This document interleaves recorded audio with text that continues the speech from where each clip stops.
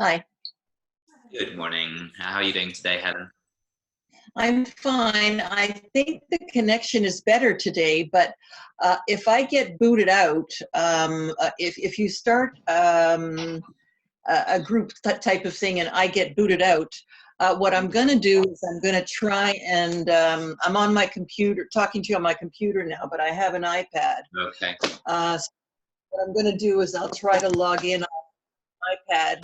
So if you could, that may not work either, but it's a strategy. Sure. So in other words, when you go into a group, if you see when I get thrown out, do you? I do if I look in a certain part of the participants, but it doesn't tell me automatically. Okay, well, I'll shoot you an email if I'm not in, and Okay. then I'll try to get in on my iPad, and if that doesn't work, then I guess that's life in the country. Perfect. Good morning, Sam. How are you today? I'm good, thank you. It throws me off when you say good morning because it's 6 p.m. here. Oh yeah, no. Well, it's actually barely morning here. It's 11 o'clock now, but yeah. Great. And if we're going to do those things, it's snow. It just finished snowing like crazy here. Wow. Well, it's Northern Ontario. Yeah. No, I can imagine it's still sort of the tail end of winter there, no?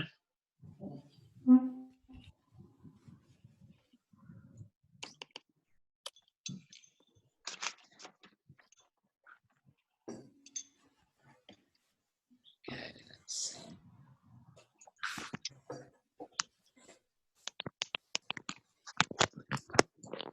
Buenas. Good morning, Phoenix. How are you doing? I'm well. How are you doing?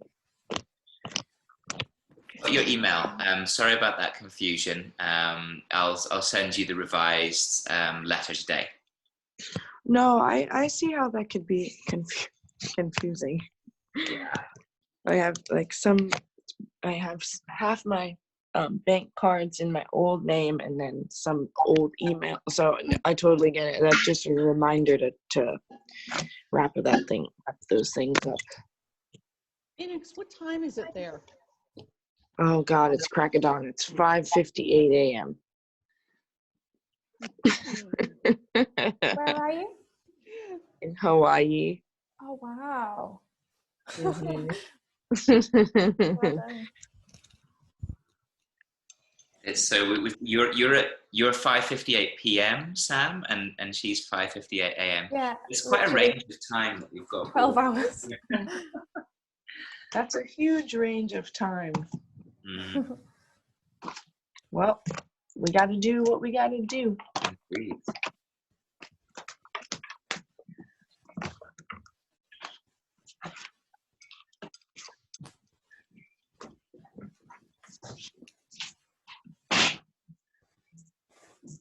Andrew, are you giving classes at all live, or is everything online now at your place? In Colombia, we're doing everything online at the moment. They've got a very strict quarantine here in Colombia right now. So just like you, actually, there's only 2 days a week that I can go out to the store. Oh, yeah. And actually this week, I think there's only 1 day that I'm permitted out. So that will be Yes. today, this afternoon. But it's That's okay. the We same just for kind of get organized and do a big week shop, and then we're fine, you know. How does that Yeah. work, though? Because that means everybody will go out at the same time if you're restricted to So days. it's what they call here pico y cédula, that according to your ID number, everybody has a different day. And then in Bogota, they've got certain days for women and certain days for men. So, yeah. Yeah, that's what we have in Panama. You can just go out 2 hours a day, 3 days a week. And it's by the number in your cedula. Yeah, that's right. Apparently here, women are spending on average of 15 minutes in the store and men are spending on average 45. Wow. I think that guys don't often do the shopping here, and so they're just completely lost, you know, and they're wandering around with these little sheets of paper in their hands that their wives send them out with, just having no idea where to buy all of the different products. That doesn't surprise me. I usually do our shopping with my partner, and I have asthma, so I've been like self-quarantined. Like Barcelona's pretty strict right now, but we don't have a any like limitations on which days we can go out. So he goes once a week, and I'm always like, what is taking so long? Like, and then like he kept texting me. He went out yesterday and was like, I couldn't find this, I couldn't find that. And then later it's like, oh, I found it. I was like, yeah, it's right there. He's like, yeah. All right. We'll just give people a minute or two more, and then we'll get going with our tasks. Does anybody have any questions in the meantime? Anything anybody would like to ask? I'm nervous to ask it, not for fear of being silly, but I don't know if it's going to open a can of worms. You would say like inhalamos followed by like the nosotros verb back to back. Mm-hmm. Okay. And you know what? We're going to look at all of that today. Okay. All right. We're going to look at how to make an easy sentence structure as a part of the workshop today. Oh, hang on, actually.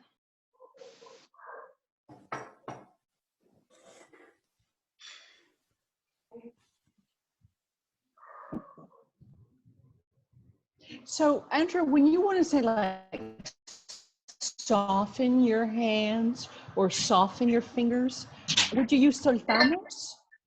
No, soltamos would be to release. So soften would not be the correct word there. Suavizar would be the correct word. Okay. Suavizamos el rostro, suavizamos los hombros.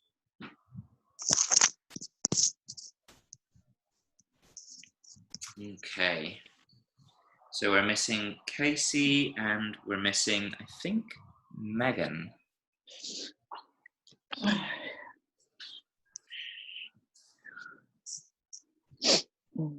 Any other questions before we get going today? I have a quick, just things you might not say in Spanish. Like, you wouldn't say like ojos entre sus manos or something like that. You would say miramos, right? Yeah, because ojos entre las manos it sounds very, very strange to me. Yeah. Okay. Yeah. Yeah, miramos entre las manos y damos un paso hacia adelante. Yeah. I have a question about a verb that I just double checked and is not on our sheet. Sure. Shift. When I did my sequence from last night's homework, like I injured my shoulder yesterday, so I did like a not on our hands one, and so I wanted to say like shift your weight onto your foot to then like inhale and lift your other leg. So what are you meaning when you're trying? And this is a really, really useful skill that I recommend for any language student to develop. When you're trying to say shift, what do you mean? Like move your weight, like Exactly. put your weight? Or bring, I think. Bring would be the logical verb that I would most expect to hear in this circumstance. So, for example, if we're in a standing posture and I want people to, do a standing balance on the right leg, for example, I would say, traemos el peso hacia la pierna derecha. Yeah, so bring the weight towards the right leg. And there, traer is being used for shift. Does that make sense? Yes, thank you. I also, if I'm shifting from left to right, I'll often say cambiamos. Does that sound right to you? For example, if you had your weight in the right leg and you want to come towards the left, you could say, cambiamos y traemos el peso hacia la pierna opuesta or hacia la pierna izquierda. Yeah? I've also heard desplazar. Desplazamos is a nice one as well. Yeah, great, to displace. Perfect. All right, so we'll get going then this morning. So last night I asked you all to learn 13 new verbs. So let's start with Selena. Selena, what was one of the new words that you learned last night?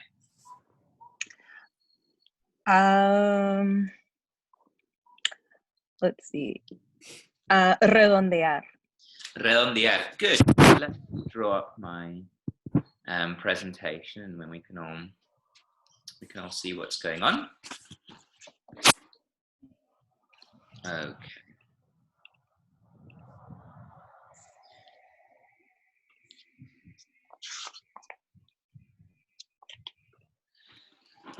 Okay, so redondear.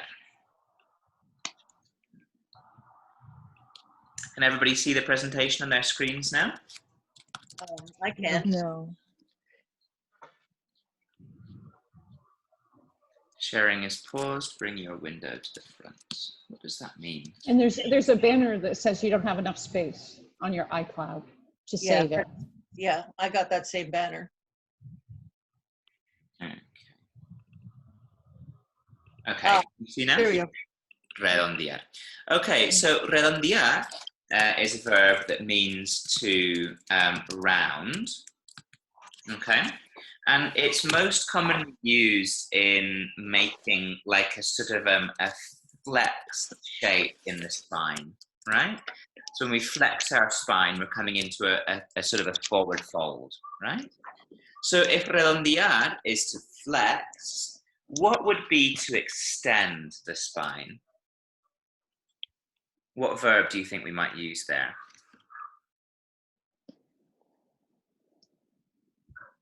Extender So maybe extender. or alargar. I think alargar just generally means to length. It doesn't specify in which direction. I would use arquear.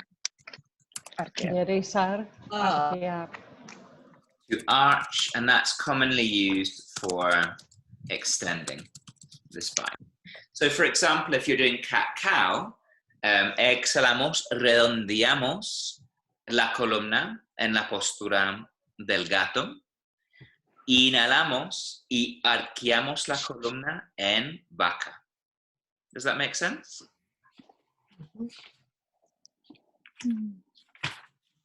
Okay, so thank you so much, Selena. Megan. Andrew? Yeah, hello, tell me. Sorry, question. Well, specifically for round, like for this movement specifically, rounding and extending, I think it took me a long time when I was in my training to understand, for example, that extending the spine means basically making it concave, as opposed to rounding it, which means flexing it. And so when I'm instructing, I would never say extend cat to cow because it's not intuitively understood in English. Okay. Do you understand what, do you know what I mean? I mean, that's really a personal choice, right? Because anatomically speaking, a flexion of the spinal column is moving the belly in, shoulders forward, and an extension is moving in the opposite direction. Whether you think that is something that your students will understand or not that's totally a personal choice, I guess. And if you think that there's an easier way to express that, I'm of the opinion that whatever you do consistently, your students will learn. Of course. So if you show them a certain movement and you use the word extend every time, then when you use that word extend in the future, they will follow you. But if you have a better word or a better phrase that you find is more intuitive, then by all means, I think.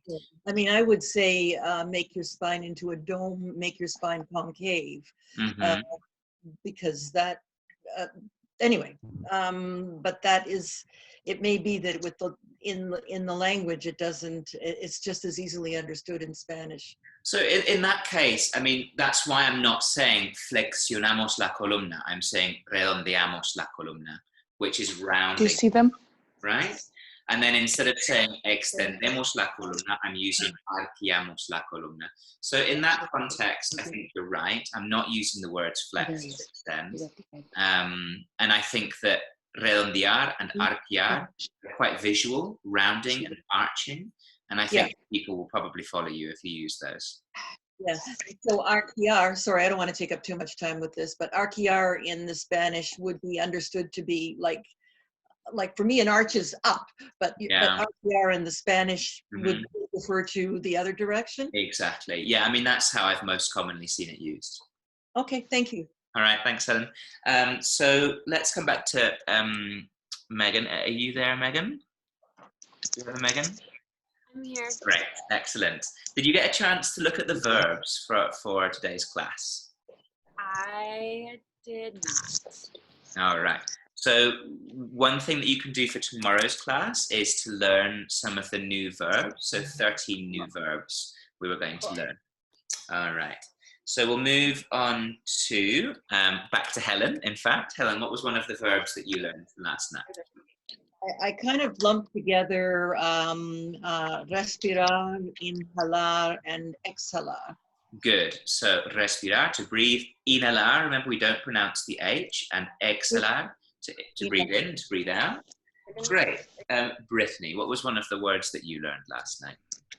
Flexionar. Flexionar, good, which means to? Bend. Bend, good, well done. Okay, Brenda, what was one of the words that you learned last night? Enganchar. Enganchar, that's a nice one. Let me put that up there. So enganchar is associated with the word gancho. And a gancho is a hook, right? Or it can be used for like a hanger or anything that's got a hook on the end of it. And so enganchar is to hook something together, like to hook your hands together. Oh, like interlace, interlock? No, interlace. Oh. Entrelazar. Okay? Enganchar is more this, is to hook. So if you're in Gomukasana, for example, you enganchamos las manos, right? Enganchamos los dedos. Like a bind, okay. Yeah. Or I'm thinking like it, is to do this. or like hook the thumbs. We often will say hook the thumbs. Enganchamos los pulgares. All right. Thank you so much, Brenda. Sarah May, what was one of the words that you learned last night? I liked colocar. Good. So colocar is a slightly more elegant way of saying what? Poner. Yeah. So it means to place, to kind of place with a little bit of attention. All right. Thank you, Sarah May. Tori, what was one of the words you learned last night? Bajar. One more time. Bajar. Bajar. Good. Bajar means to? To lower. To lower. And what would the opposite of bajar be? Oh God. I would have to look it up, but obviously So it's a really easy way of remembering one of those. If you think in English about an elevator lifts things up, right? So what would the Spanish word be? Elevator. Almost. Elevar. Elevar. Elevar. Like that. Yeah. Okay. Thanks so much, Tori. Jackie. Empinarse. Yeah. Now, just a word of caution about that one. Empinarse. Empinarse. That's a reflexive verb. Here in Colombia, that's used to come up onto your tiptoes. But it's not a word that's used universally around the world. So you might get some Spanish speakers shooting you a slightly confused look when you use that word. I've heard like ir sobre puntitas as well. I don't know. I mean, yeah, I'd never heard it before, and that's why it was sort of new for me. Right. So you might want to check with whatever local speakers. You might say, ¿Cómo es que se dice este movimiento en español? Like, how do you say this movement in Spanish? And then you come up onto your tiptoes, and they'll have their own equivalent for you. And Andrew, what did you say? Ir sobre los puntitas? Yeah, ir sobre puntitas is, I think, another expression that I've heard. Tomorrow, you're going to be working with the native-speaking teachers, so ask them what their personal favorite is for going up onto your tiptoes. I think I've heard ponerse de puntillas también. Okay, yeah, why not? Okay. All right. Phoenix, what was one of the words that you learned last night? So people said some of the ones that I was really struggling with. But one that I kept trying to practice was doblar. Good. Doblar. Do you know where the charging cord is for my laptop? O doblarse. I didn't know where it was. Where was it? Where was it? Okay, so doblar and doblarse, what does that mean? To bend. To bend. And I think you need to make a distinction between flexionar, which is to bend, and doblar, which is to bend something much more deeply or to fold. To fold. Yeah. Good. Okay. Casey, are you there?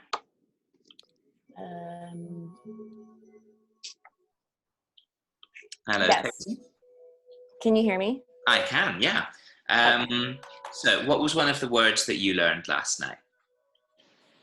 Okay, I'm actually still pulling up my lists.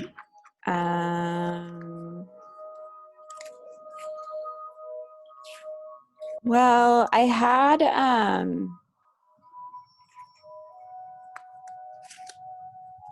Any word will do.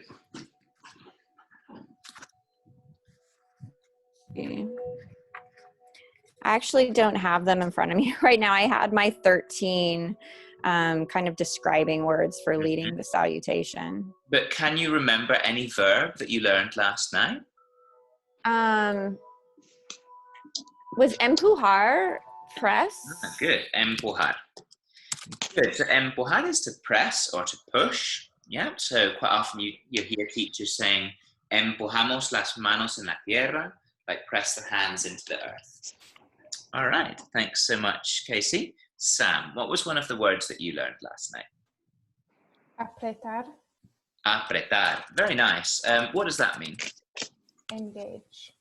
To engage. And so the opposite of to engage is to release, which is? Soltar. Soltar. Very nice. Stan, what was one of the words you learned last night? Dar, like dar un paseo. And it's not un paseo, it's dar un paso. Yeah? ¿Qué es paseo? Un paseo, I think, is like a trip or a journey. Yeah? Okay. So, yeah. So dar un paso is to step, right? To give a step, to make a step, or take a step. All right. Veronica, what was one of the words that you learned last night? Sacudir. Awesome. Love that one. What does sacudir mean? Shake out. To shake something out. So sacudimos las manos, sacudimos las piernas, sacudimos el cuerpo, like to shake something out, to shake out the tension. All right, well done, everybody. So what I'm going to do now, we're going to do a short exercise in 3 groups. I'm going to each pass you a different posture, and I'm going to get you as a group to try and translate the simple cues into Spanish, okay? So I'm going to divide you into 3 groups, and there should be a request coming up on your screen to go into the groups. So in each group on the chat, I will share the instructions in English that I want you to translate into Spanish, okay? So let's divide people into 3 groups. All right.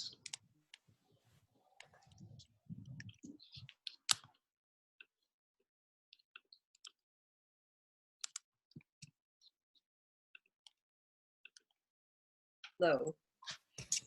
Hi, everyone. So, so here's your instructions. Can you see there in the chat, triangle trikonasana? All right, perfect. I'm going to leave you to that. You've got 5 minutes as a group to translate those into Spanish, and then we'll come back and we'll share our ideas, okay? Okay, cool. Thanks. Like everybody else. Yeah.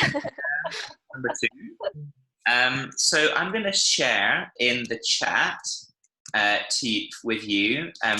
Oops, sorry. I want you to do side angle. So if you look in the chat. Okay. Do you have something in the chat there? Yeah. Yeah, but yeah, it's Trikonasana. Yeah, I want you to ignore Trikonasana. Okay. Yeah. Side angle. Oh yeah. So do you see at the bottom of Trikonasana, Okay. side Yeah. angle, and then you've got 5 cues. Oh, I see it. All right. Okay. Thanks so much. Okay. Are we tired? Hi there, group number 3. Hello. So in the chat, there's a few different asanas. I want you to ignore all of the ones that are there, and I want you to look for wide-legged forward fold, Prasarita. Do you see that one there? Open the legs, place the hands on the hips, bend forward, lengthen the spine, and relax the neck. Okay? So I'm going to give you 5 Okay. now to translate those cues into English, into Okay. Spanish. Yeah. Okay. All right? Thanks. Rosario. Okay. Chats. Could we use lengthen?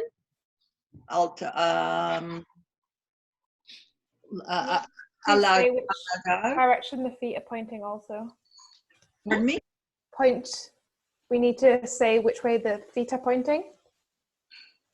I think it'd be simpler if we just use his exact instructions and maybe ask him Okay. So I'd like you to literally just translate what you see in the instructions for now, because I want you to really keep it simple. Where are the Okay, instructions? yeah, I got it. Okay. They're in the chat. In the Oh, chat. in the chat. Yeah. It says Uh-huh. triangle Trikonasana, and you Oh, have okay. 5 instructions. Open the legs. Okay. Align the heel with the arm. Extend the side body. Place the hand on the shin and raise the opposite hand. Okay, got it. Okay. Well, we have the word for extend, what so is we it? may as well be precise. Extender. Okay, so extendamos. But what's the word for front? Adelante. Adelante. Adelante. Oh, what are you saying? But would you say it in the back of the phrase because it's an adjective? Like Flexionamos. flexionamos la rodilla adelante? So if you remember, in your handouts, you have a page that's got adjectives, right? And one of the adjectives means front, and it's delantero or delantera. Delantero. Yeah. Delantero. So if So then we'd be delantera. it's la Rodilla. La rodilla delantera? Perfect. Got it. Delantera. Flexionamos la rodilla delantera. Place the right elbow on the thigh. We're using the we. That's what I was for the wondering. verb, Yeah. that we would just say las caderas. Las. Okay, that's what I was wondering. That's too. my guess. Yeah, that makes sense. Because it's los manos. Colocamos los manos. Las manos. Ah, las. Yeah, I always mess that one up. Colocamos las manos sobre las caderas. It might be sobre. I would say sobre, but maybe it's in. But I would say sobre. Sobre las caderas. We'll have a little look at that a bit later on today because we're going to work on all of our prepositions. Perfect. Yeah. Awesome.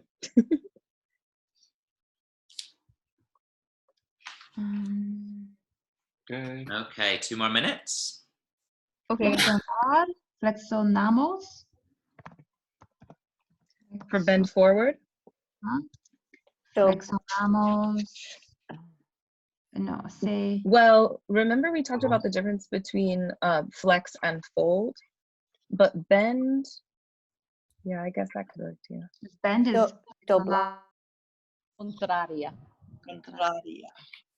Oh, that's right. It's so confusing. O opuesta. Sorry, what was that, Brenda? What do you have, Helen? I have elevamos la mano contraria. Sí, la mano contraria.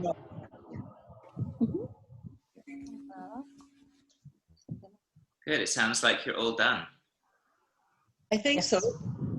Excellent. Any questions? I think we had a discussion about costado, whether we use the singular or the plural, but maybe we I think you could make a case for either, right? You could say extendemos los costados del torso or extendemos el costado. I think people would understand both pretty much the same way. And do you have to include like del torso, or can you just say el costado? No, I think people will understand, especially if you're kind of modeling, you know how we do that kind of modeling thing, stick our arm out, and people will get the message, I think. Cool. All right, I'm going to stop the breakout rooms now, and we're all going to come back and share.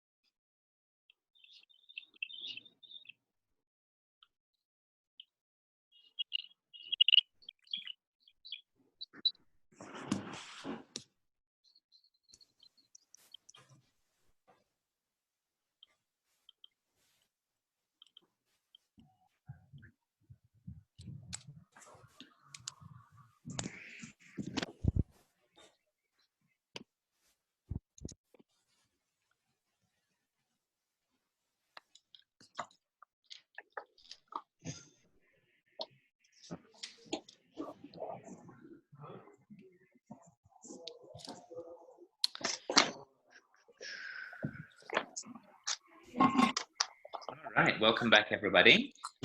So can you all see once again my screen with the presentation? Yep. All right, perfect. So which group did side angle? Group 2, I think we're called. Group. Say that again. All right, so this is extended side angle. Okay. So the first cue that we had in English was to open the legs. Okay, so let's just put this in. Oops. All right, so open the legs. Who would like to volunteer how to translate that into Spanish? Abrimos las piernas. Good, so abrimos las piernas, nice and simple. Good. Another person, how can you say align the heel with the arch? We said alineamos el talón con el arco. El talón con el arco. Yeah, so that's to make heel to arch alignment. Super easy, super simple sentence. Good. Bend the front knee. Flexionamos la rodilla delantera.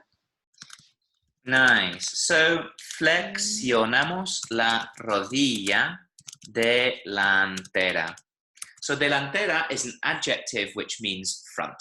Okay, so it's separating the front delantera from the back trasera. Okay, place the right elbow on the thigh.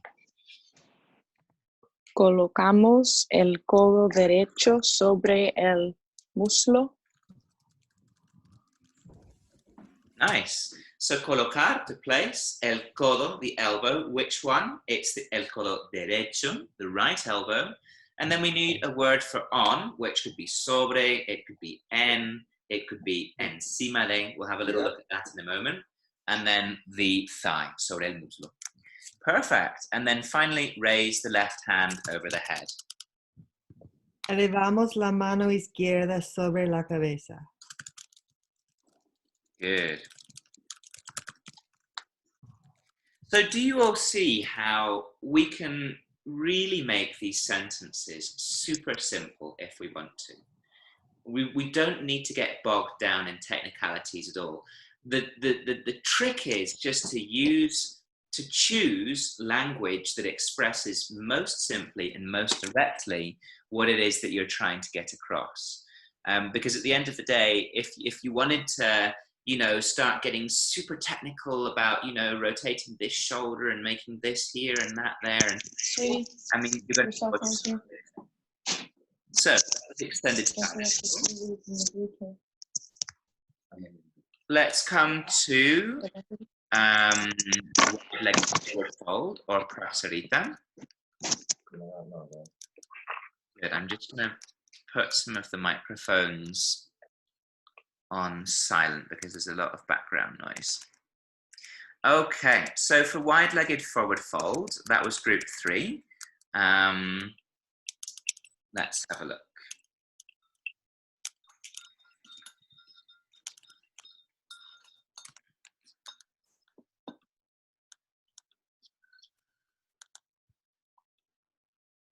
Okay, so open the legs. Who can help me with that one? Abrimos las piernas. Very good. Place the hands on the hips.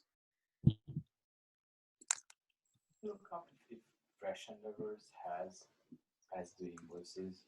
Someone else from group 3? Colocamos las manos sobre las caderas. Perfect. Sobre is another one for on. Las caderas. Very nice. Bend forwards. Nos doblamos hacia el frente. Yeah, so nos doblamos hacia el frente. Hacia adelante. Good. Lengthen the spine. Sorry, Andrew? Yeah? I'm sorry for being difficult. Hacia in this context, what does it mean? We'll come back to that in about 5 minutes when we're going to be doing directions and prepositions. Okay, thank you. Okay. Yeah, lengthen the spine.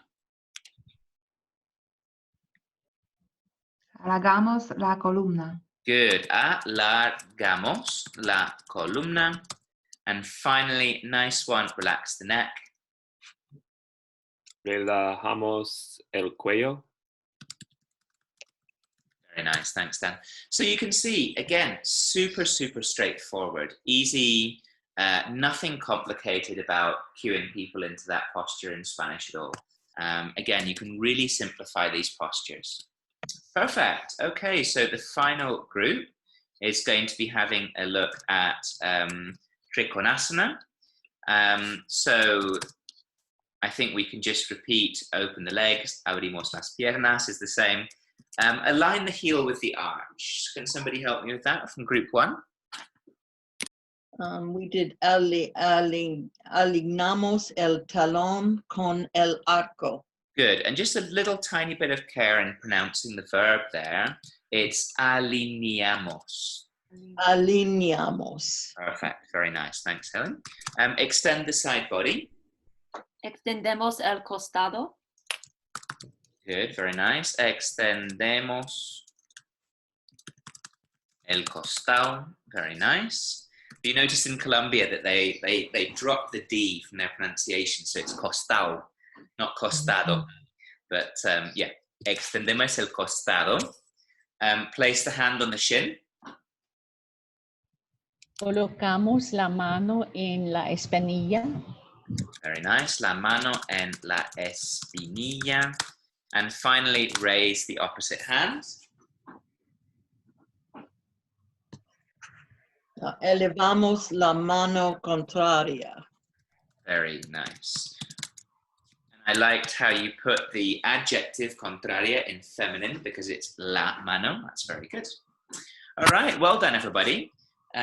So what I'm going to do now is get you to brainstorm in groups 2 different things, okay? First of all, I want you to go back to your sun salutation A, your Surya Namaskar A's, right?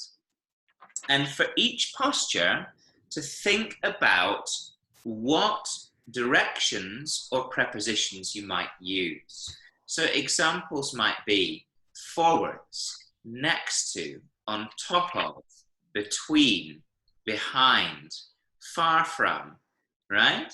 So for each of your postures in the sun salutation, have a brainstorm about which directions or prepositions you'll use. So that's task 1. As for task 2, I'm going to share with you a little bit later in your breakout groups. Okay. So once again, I'm going to split you all into groups now. So whenever you're ready, you can just click to accept. Okay. Split you into 3 groups again.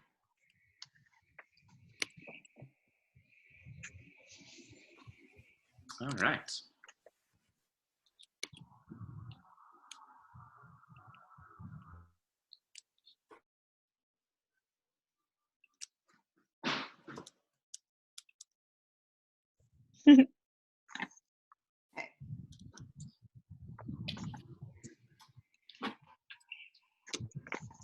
Okay, sun salutation A.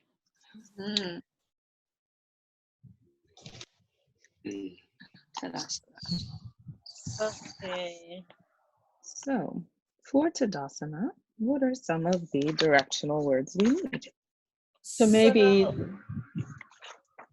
say that again. Shoulders down, so maybe down.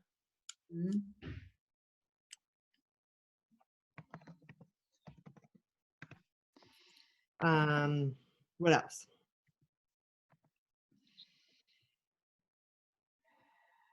Then Shine your hand forward. Forward.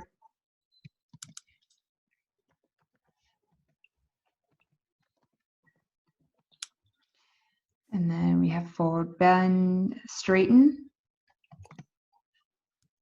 Straighten. Is that a direction?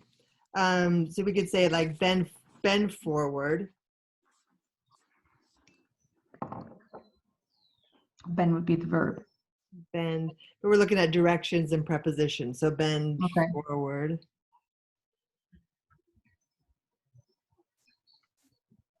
And we have, I want to pull it out, straighten the back.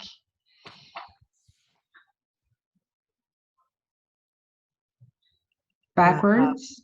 So we can bring our legs backwards.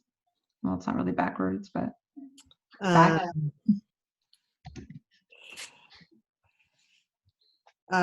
In Ardha Uttanasana, I don't know. I mean, I don't usually say this, but this little head on this little guy is sort of gazing forward, so bring your eyes forward, or I don't know, I guess we already have forward.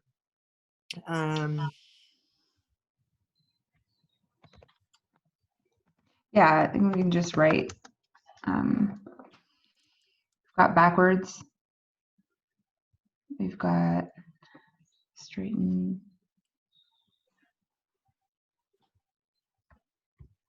Then pull. I'm trying to get the, I can't see the thing, the little guys.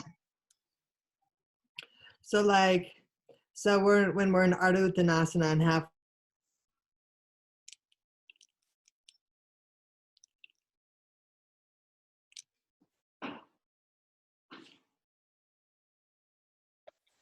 Hi. I'm here. Yeah, I'm going to try and assign you to, so you should see that there's an invitation to join one of the rooms. Do you see that on your screen? Not yet, but I have in the past. Yeah, I apologize. I just can't control broadband. Fine, it's just technology. Does it come up asking you to join? No, it says that there's 2 participants. I guess that would be you and me right now. Yeah. But no, I don't. And that hasn't been a problem before. I've got the invitation and then it just starts. Yeah, I think it seems to be that for some reason it only recognizes your old sign in and it doesn't recognize your new login. But yeah, so unfortunately, I don't think there's a way for me to add you to one of the breakout groups right now. Okay, I'll just kind of do my best on my own and I'll listen. All right. Yeah. So the next task that we're about to do is to brainstorm in English different words for parts of the yoga studio that might be useful. So things like mat, belt, block, bolster, etc., etc. So if you just brainstorm the words that you think you might use in English, and then we'll share them all in a moment. Okay, thank you. All right. Yeah. Under your chest. Under your shoulders, yeah. Under. Okay, group 1, welcome. Welcome back. So what I'd like you to do now is to brainstorm together different words in English for parts of the yoga studio that you might use. So things like blocks, bolsters, belts, mats, etc., etc. Anything that you think might be useful when it comes to guiding yoga classes that you might want to know. All right? Is it okay that we're not done with No, it's fine. Just whatever you could do is enough. Okay. All right. I'll give you another 4 minutes or so.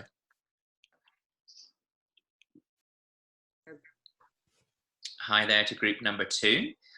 So the task that I'd like you to do now is to brainstorm as many different parts of the yoga studio in English as you think might be useful. So things like blocks, belts, mats, bolsters, etc., etc. Anything that you think might be super useful to help you compose your sequences. And you have another 3 or 4 minutes for that. Okay.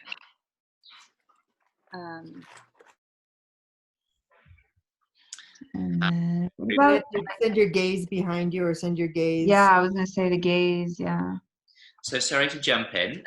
The task that I'd like you to do now is to brainstorm in English as many different words for parts of the yoga studio as you think might be useful. So things like blocks, belts, mats, bolsters, Anything that you think might be useful to help you guide your classes in Spanish. But I want you to do them in English for now. Okay. Okay? You've got about 2 more minutes. Okay. English. Okay. Well, there's Matt. Matt. Okay, bolster. Lock. Your strap.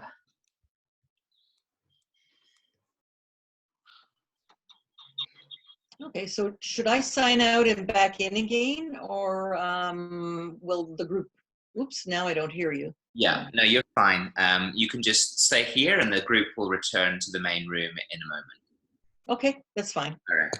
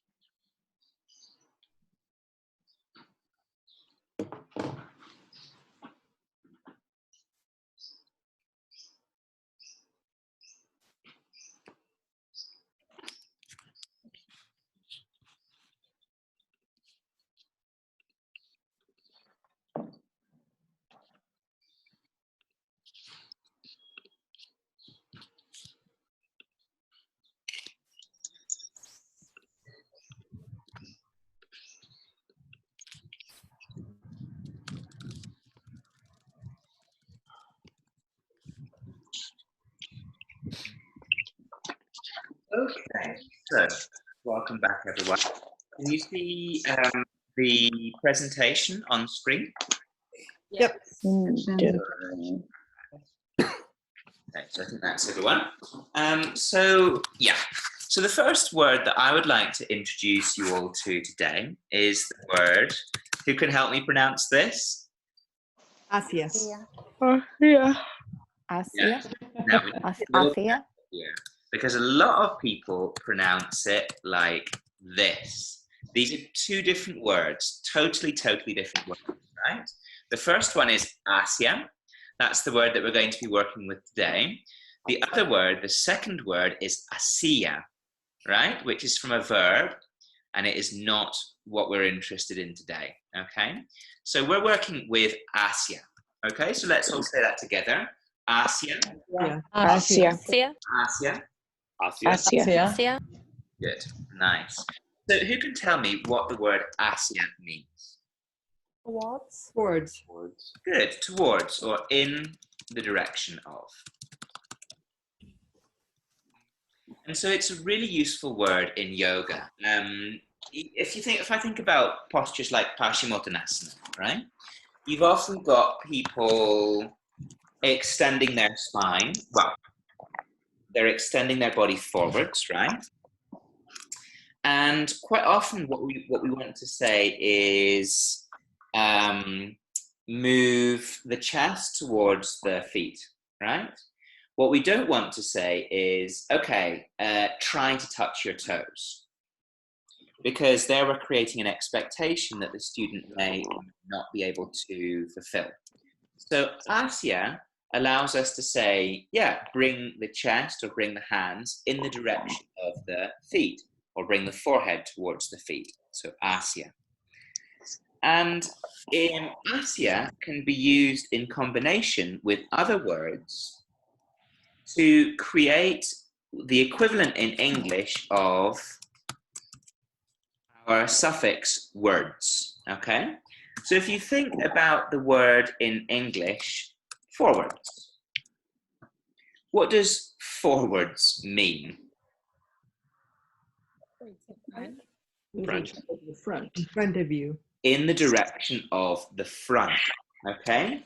Backwards means in the direction of the back. Right? And so whenever we see a word in English ending with words, we can pretty safely assume that in Spanish, it's going to contain the word hacia. So forwards is hacia adelante. And backwards is hacia atrás.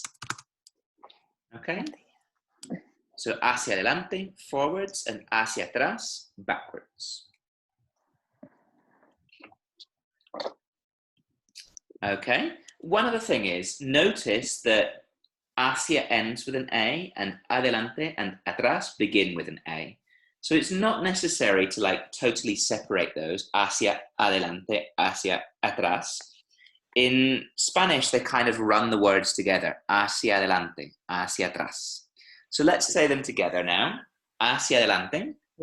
Hacia adelante. Hacia atrás. Hacia Hacia atrás. Good. Hacia adelante. Hacia adelante. Hacia atrás. Hacia Hacia atrás. Very nice. Good. So we've got forwards, we've got backwards, we've also got upwards and downwards. So, anybody help me with upwards? Hacia arriba. Hacia arriba. Perdón. And then downwards. Hacia debajo. Not debajo. Hacia abajo. Abajo. Yeah, so hacia adelante, hacia atrás, hacia arriba. And remember it's a double R, so we need to arriba. So let's say that together. Arriba. Arriba. Arriba. Arriba. Arriba. Arriba. Good. And abajo. Abajo. Good. Are there any other words in English that end in W-A-R-D-S? Sidewards. There is indeed. Sidewards, it's more kind of sideways, isn't it? Inwards? Inwards. Like an inward gaze? And outwards. Outwards, yeah. So think about rotating your biceps inwards or rotating them in and rotating them outwards, rotating them out. So inwards, hacia adentro, and outwards, hacia afuera.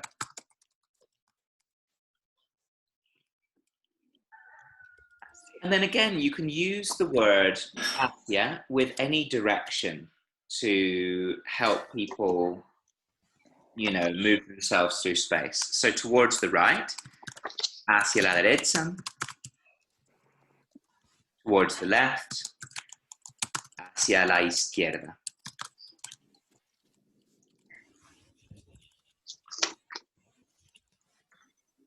To the right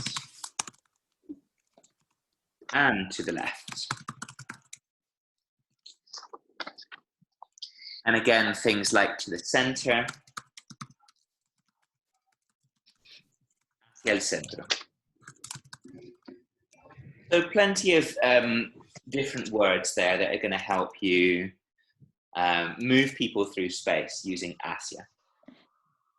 Very versatile word. Questions so far?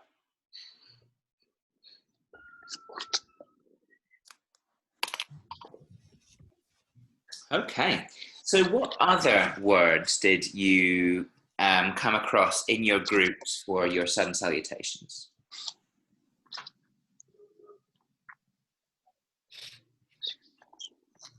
Side by side. Side by side. So could you give me an example sentence in English? Like your feet side by side. Yeah. Is that a full sentence though? There's a verb missing there. Yeah, like plant your feet side by side. Yeah. So in that case, it would be something like plantamos los pies El uno al lado del otro. Okay? The one to the side of the other. So the use of phrase that we can take from that is al lado de. Yeah? To the side of. Yeah? And of course, you can add other descriptive words there. You could say al lado derecho or al lado izquierdo. De. Right? So al lado de. You might also say a cada lado de. So in English, we have, you know, these very handy phrases like frame the foot with the hands.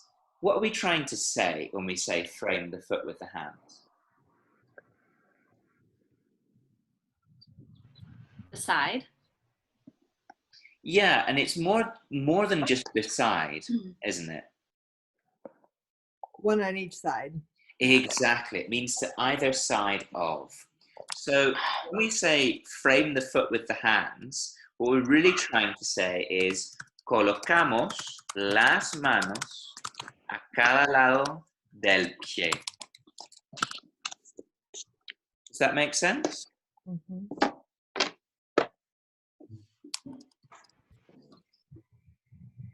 So when we do each the side of the foot. when we do the preposition, like we say the verb the direction. It's colocamos a cada. Yeah, hold that thought for about 10 minutes and we'll come Okay. back to it. Okay. All right. Good. Any other directions or prepositions that you found useful in your sun salutation? On top of?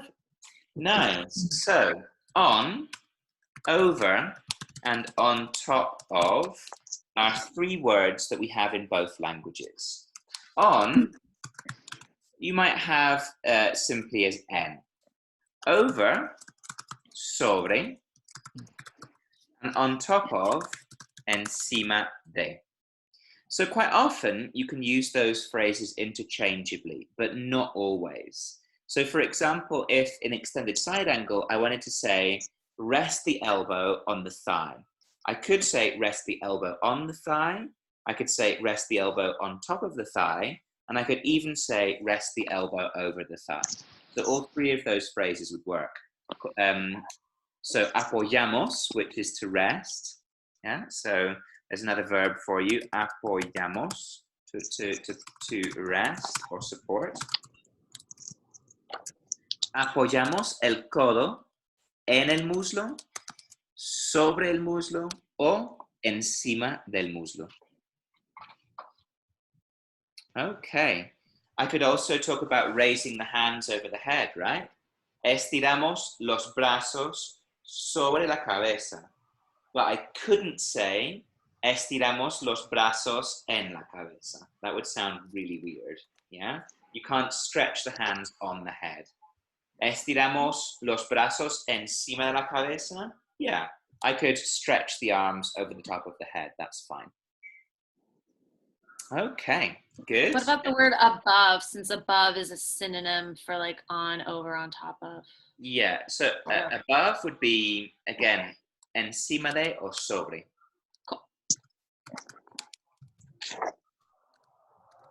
In front of?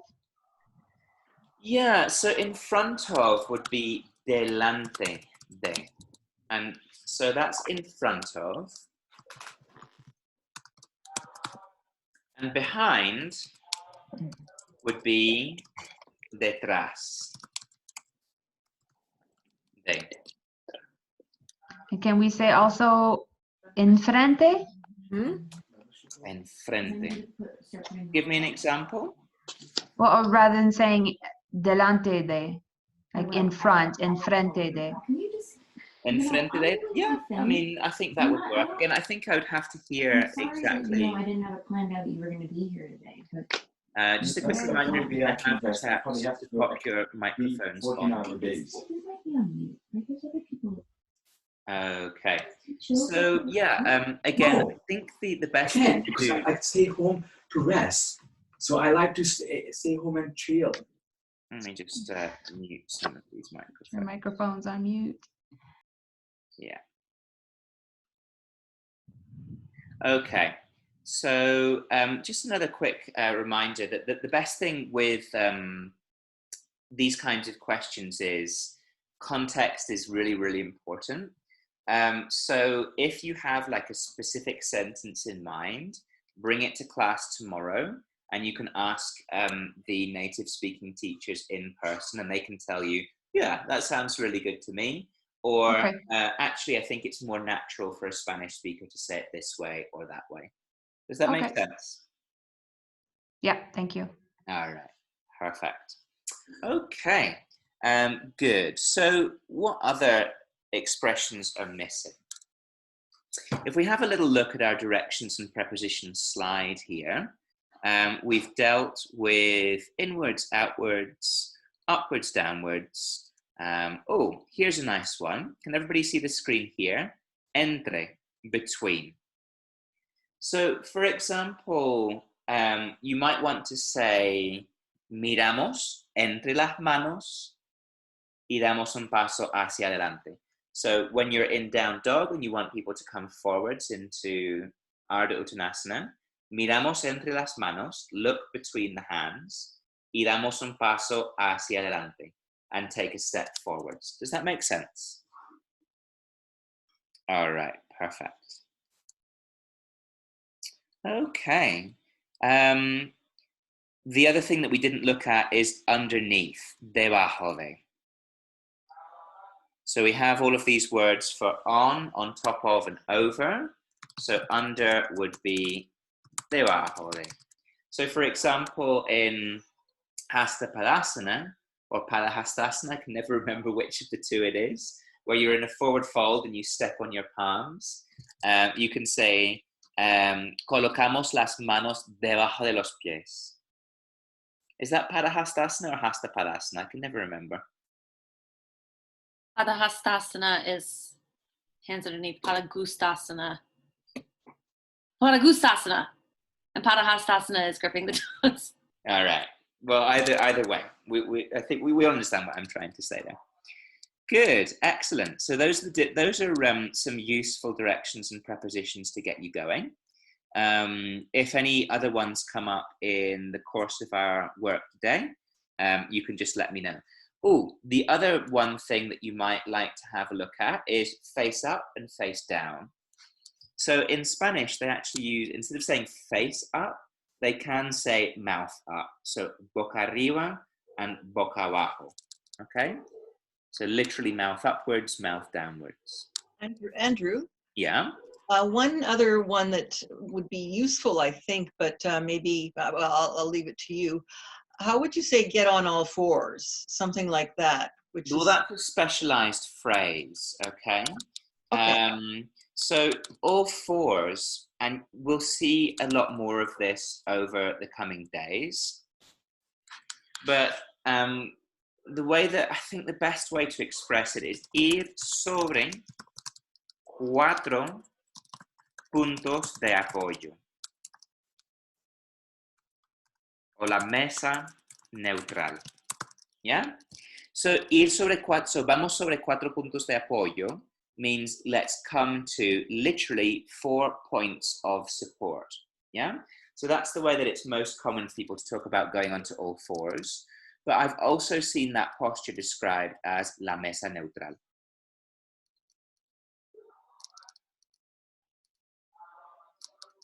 Does that make sense?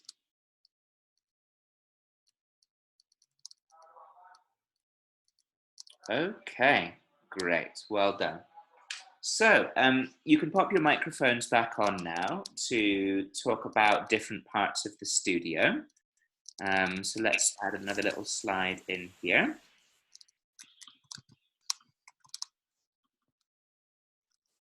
Parts of the studio. Okay, so I think the first one that everybody always asks about is, Andrew, how do we say word for mat? So any ideas? What words have you heard for a mat? El mat.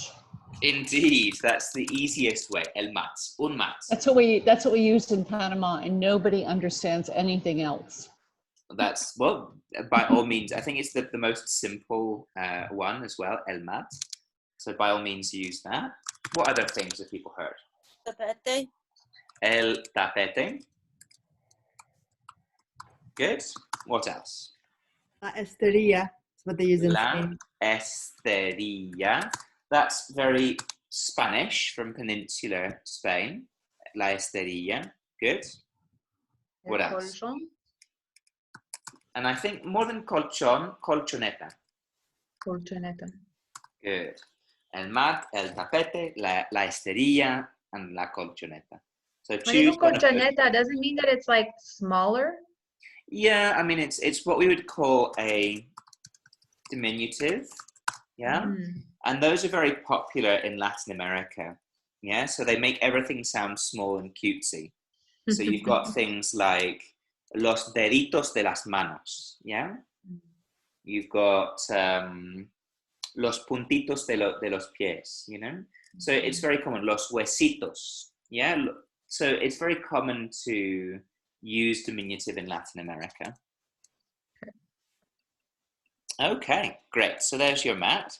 What other words for things in the yoga studio might you need to know? Blocks. Blocks. Good. Again, reasonably straightforward. Anybody? Bloque. Bloque. Good. Un bloque. Okay, what else? Bolster. Bolster. I've heard a few different things here. I've heard un bolster, and I've heard un safu, something like that. Yeah.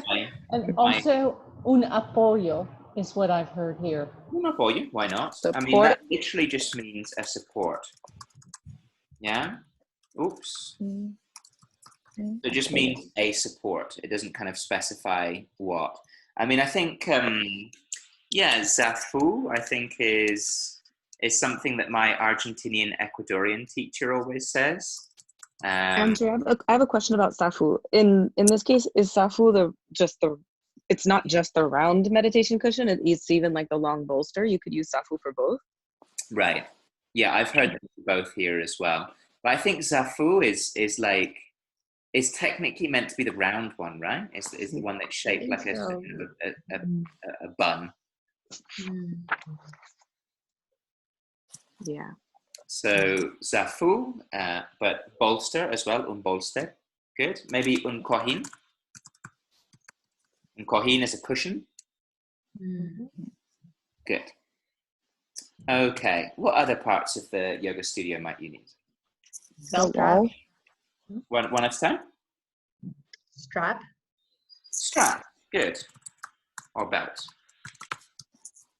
So there's a few different words here. I think un cinturón is, oh no, centurion, no. Cinturón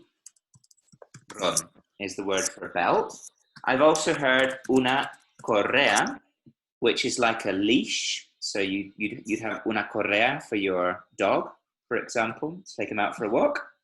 Una cinta, which is like a tape. So I think either of those three words would work for a belt. Good. What else? Blanket. Blankets. Una manta. Una manta. What other parts of the studio might be useful? The door. Door. Yeah, la puerta. Walls, or the wall is la pared. So it's got a D on the end, but the D is pretty much silent, la pared. If you're in Spain, of course, they make kind of a slightly 30 kind of noise, la pared. So that's, you probably hear them say it that way, la pared, la pared. La pared. Okay, good. What else? Ceiling? The ceiling. Ceiling. Yeah. So you've got a couple of options here. El techo is a word for the ceiling. But of course, you often hear yoga teachers talking about el cielo, the sky. El cielo. Yeah, el cielo.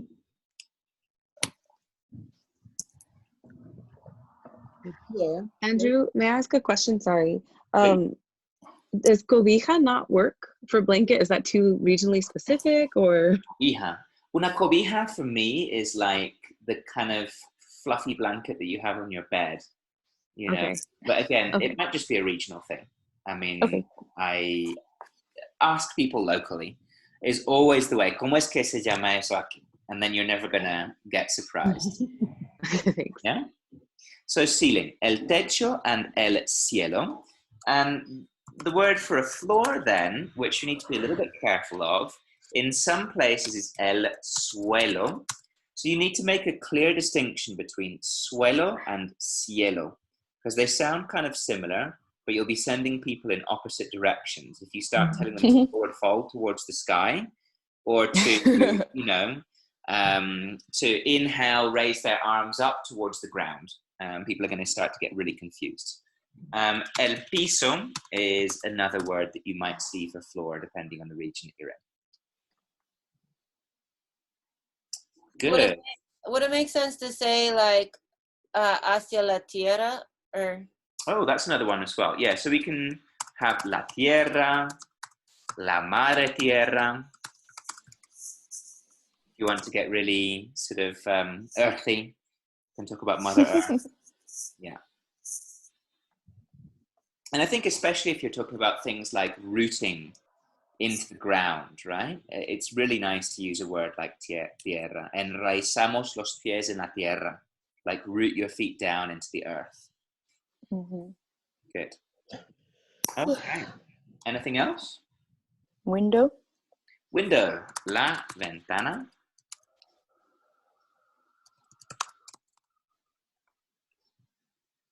Other words you might need are things like the room. Might be la sala.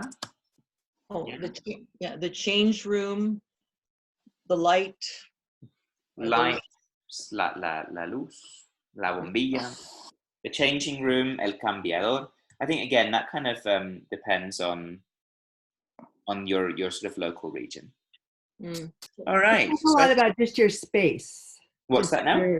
We talk a lot about your space. Like breathe into your space, or you know.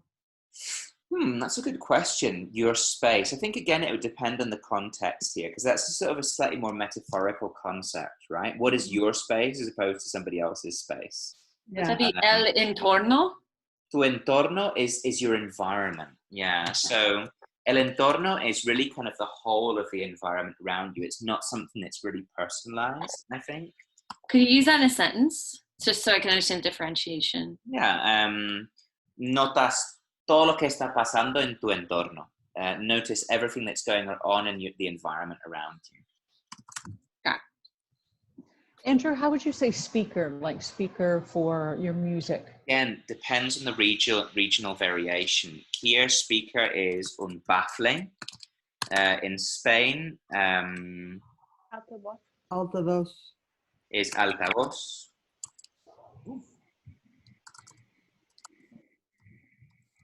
And I'm sure that there are a million other words for speakers, depending on the size of the speaker, the style of the speaker, whereabouts they're using it.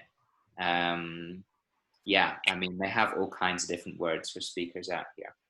Parlante is another one that I've heard. To go back the best thing is just to figure out, according to your local area, which one is which. Okay, so I think that's enough for now. What we're going to do in groups is to go back to our sun salutation A's.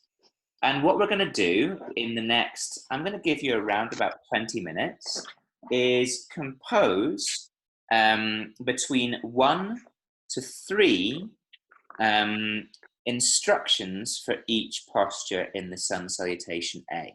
Now, how are we going to do that? So let's have a look over here at how to create a simple cue. Can everybody see that on their screen? Mm-hmm. Great. How to create an effective instruction. So I've got so many windows and things floating around here, it's impossible for me to see anything. Let me see if I can get rid of this. Okay, got it now.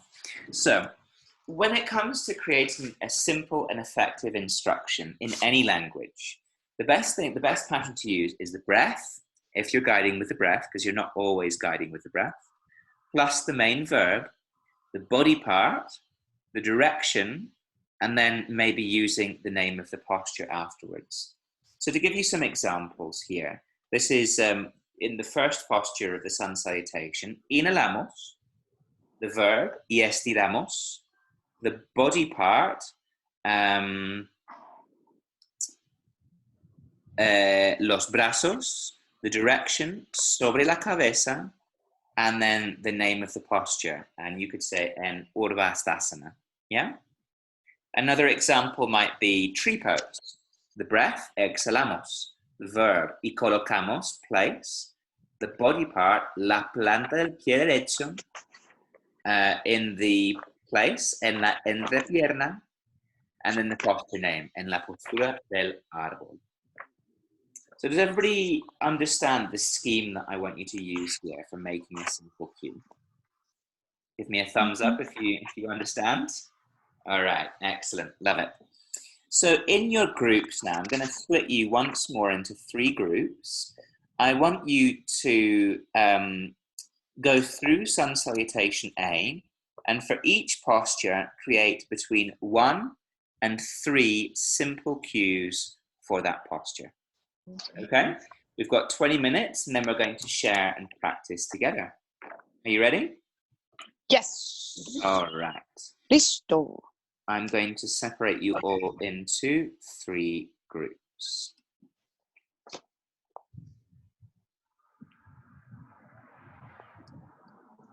Okay. Okay.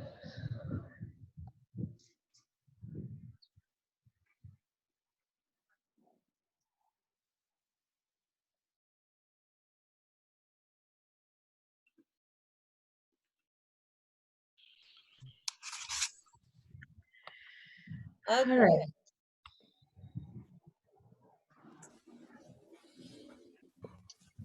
Okay, so starting in Tadasana. Yep. I'm just going to get my windows sorted here so I can see and write. Okay.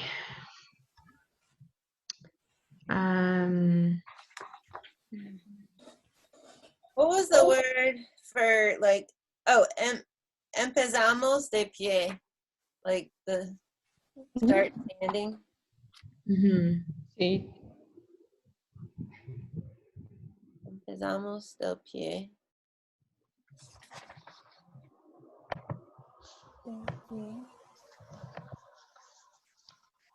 De pie.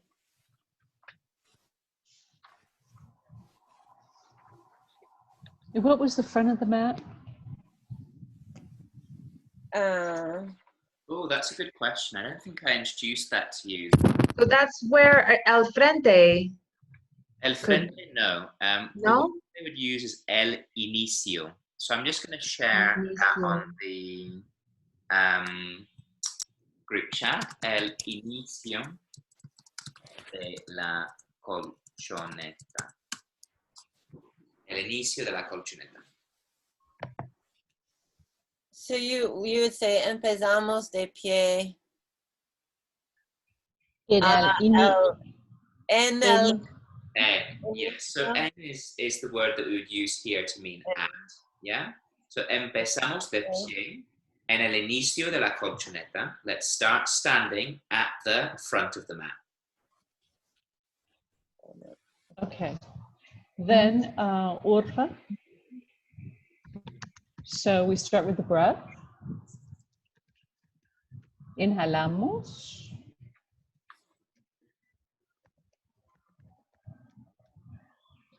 And lift the arms.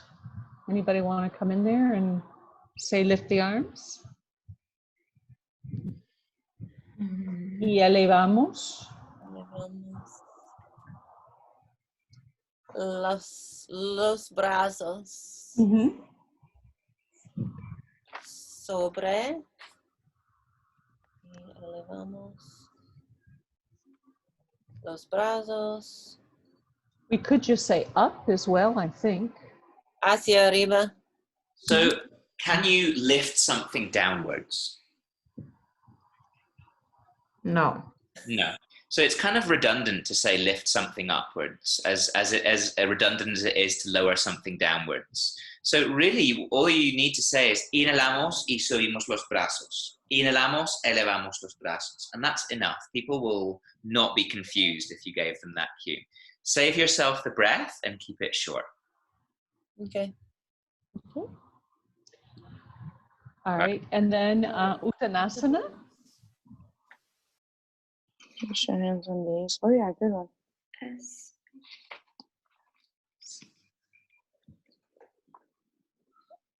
What was the word for lengthen, Jackie? Enderezamos or Okay. alargamos. That's totally one of my vocab words that I already It's just review.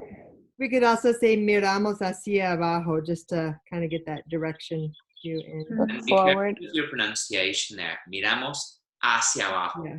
Hacia abajo. No, hacia abajo. Hacia abajo. Abajo. Hacia abajo. Hacia. Hacia abajo. Or even, Miramos I mean, hacia if abajo. are you in Ardha Uttanasana? Yes. Yes. Yep. Yeah, I would be even more specific. I would say miramos al suelo, look to the floor. Okay. Yeah.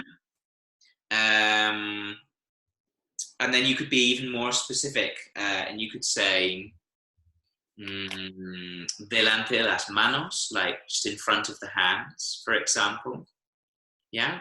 Or miramos entre las manos. Yeah. Because generally speaking, when I'm in Ardha Uttanasana, I'm looking between my hands normally Okay. if they're on the floor. Miramos al suelo entre las manos. Yeah. Vale.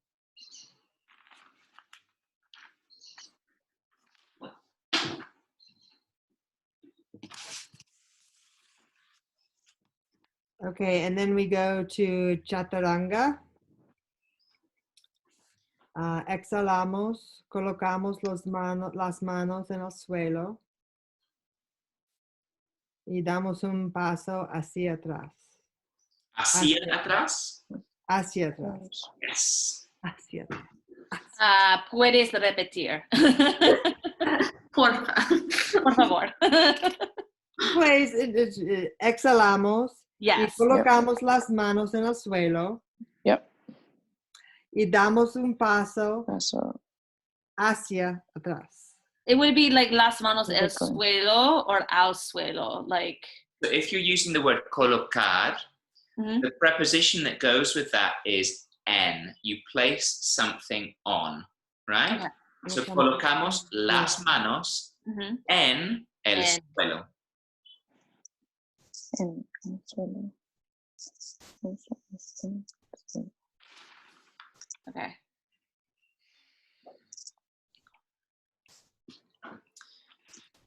Beautiful. I'm going to check on group 3. So He's if just we been kind of a stickler about not mixing those two words up. Which Well, we can just say doblamos al suelo, like fold to the floor. But with doblar, remember that doblar is, it has to have an object, right? Right. So nos doblamos. This is what we looked at yesterday, that usually we use doblar as a reflexive verb. Yeah, So so your object is? yeah, we were having a discussion for for Uttanasana. I would always tell people to bend at the hip joint, Yeah. but we don't have that word, and I don't really like bend at the waist for Uttanasana because that's the place to bend. Mhm. So we have to figure something else out. So quite often what I've heard is nos doblamos desde las caderas. So I'm just going to put that on the chat. They would use the word desde. Yeah? And that means from a specific part. Desde. So Okay. could you say that again, Andrew? Sorry. Desde. you have a look in the group chat, you will see the word. I see the word desde. So Yeah. how would the sentence work? So, nos doblamos desde las caderas. Could you say nos doblamos al suelo? We fold ourselves to the ground, towards Nos the ground. doblamos al suelo. Sounds a Or- bit odd to me. I don't really understand the necessity of saying al suelo. I mean, are you going to fold backwards to 100, to 180 degrees? No. It's unlikely. So nos doblamos. I mean, it's enough just by itself. Okay. Desde, I'm sorry, I'm behind here. Nos, desde al, the hip, the word for the hips. Las caderas. If you have a look at the group chat, you'll see it there. Desde las caderas. The other thing, of course, Helen, you could say, if what you're really trying to express is hinging from the hips, you could say, nos doblamos con la espalda recta. Nos doblamos con la espalda recta. And that means, if you, again, you look in your group chat there, you'll see it. Let's fold with a flat back. Yeah? Mm-hmm. Yeah, that would work too. Yeah. Thank you. Yeah. Nos doblamos desde las caderas. Okay. All right. So the next one after Uttanasana is Ardha Uttanasana. Yeah. So nos levantamos la cabeza. So the problem with that sentence is you've got two objects now. You've got nos and you've got la cabeza. Honestly, I would try and keep it a little bit more simple. For me, the main action that I'm creating when I'm going between Uttanasana and Ardha Uttanasana is I'm straightening the spine. Yeah? I'm not necessarily lifting halfway, always, because that's not always necessary. So what's the word for just straighten? Does anybody remember the verb? Extender. Or Enderezar. Yeah. Enderezar. So enderezamos, and then what's the word for the spine? La columna. La columna. La columna.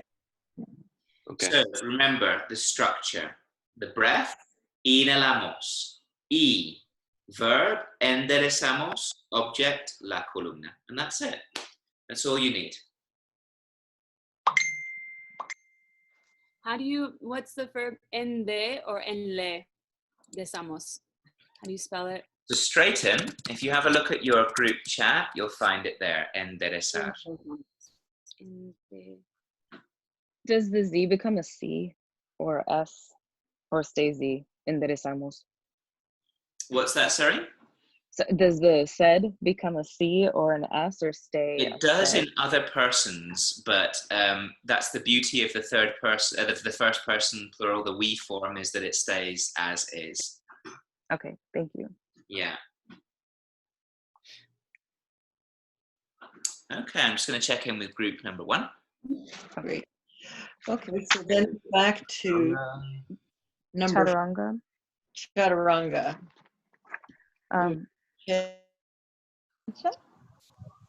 Oh yeah, hacia atrás en la plancha.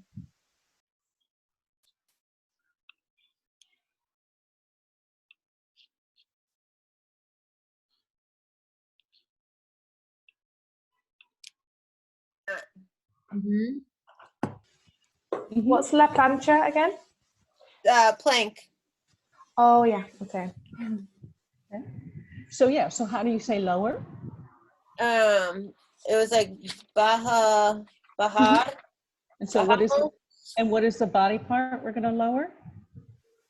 Well, you could say bajamos las rodillas, el pecho y el mentón, or you could say bajamos todo el cuerpo.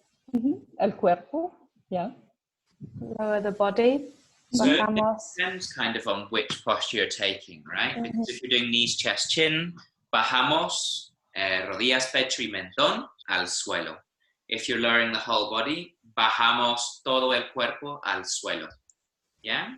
Or if you're staying in low plank, i.e. chaturanga, bajamos a la plancha baja, which is low plank, or bajamos a chaturanga is an option as well. And just keep it super simple. Okay. Bajamos a la plancha baja. Mm-hmm. I like that. All right. So then the cobra, Bhujangasana. Inhalamos. Mm-hmm. And so we want to inhalamos and lift the chest. Inhalamos y elevamos el pecho. Do we say between the hands, like entre? Is that necessary, do you think? No, I guess it's redundant. Yeah, I mean, I'm always in favor of just keeping things as simple as possible, especially when sun salutations are a fast-moving flow, often one breath per movement. So think about how much you have time to say, really. Inhalamos, subimos el pecho, and that for me is enough. Inhalamos, subimos el pecho en Bhujangasana, or en la postura de cobra, or en cobra. Yeah? Yeah. Keep it simple. Okay. Downward dog. So here's where, just to jump in, I would probably be tempted to use the verb llevar. What does downward dog mean? Do you remember? Llevar, to take. It's to take something away. Yeah. So if we think about the hips, we're kind of taking them away from heart center here. So llevar is a really good verb for that. But we're going to need to use a couple of directions to specify where we're taking the hips to. So which directions are we moving the hips here? Upwards. Upwards. Arriba y hacia atrás. And backwards, exactly. So exhalamos y llevamos, the verb, las caderas, the object, and the direction is hacia arriba y hacia atrás, upwards and backwards. Yeah? Awesome. It's easy, no? When you really simplify things, when you really break them down, you don't need a whole huge amount of language to move people from one position to the other. Okay. Great. I'm going to check in with group number 2. Okay. Anything else you want to say? We want to say about downward dog? We could just add. How are we doing, team? Muy bien. Really good. Yeah. Excelente, me alegro. Okay. So we've got around about 4 or 5 minutes more. Doesn't matter if you've totally finished or not. Whereabouts are you now?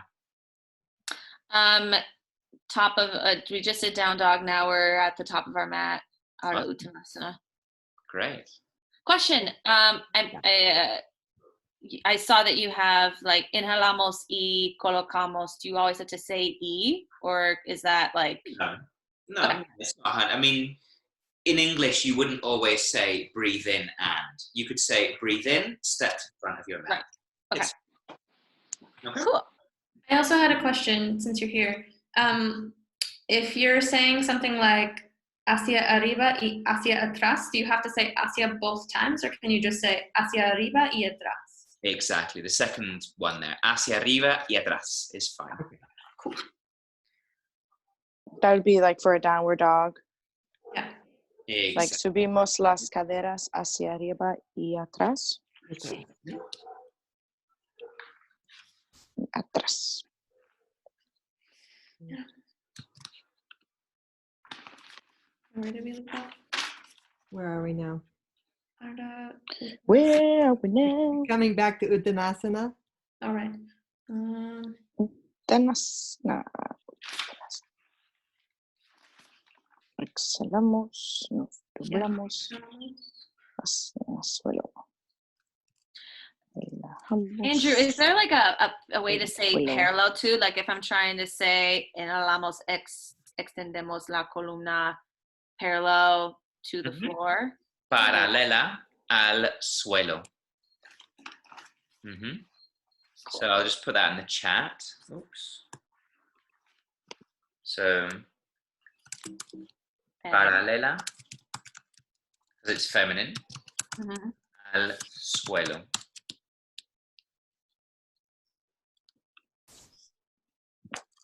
So it's an adjective. Cool. Okay. How would you say perpendicular then? Perpendicular. Okay.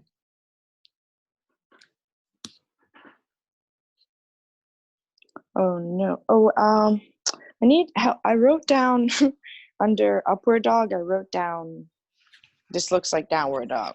Subimos las caderas. So I think I missed one. I think I missed upward dog.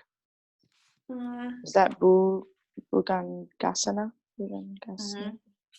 Okay, so it's inhalamos. What would we say here? Lift the chest. Like, I think that I have extendemos los brazos. Oh yeah, straighten the arm. Y rejalamos los hombros hacia atrás.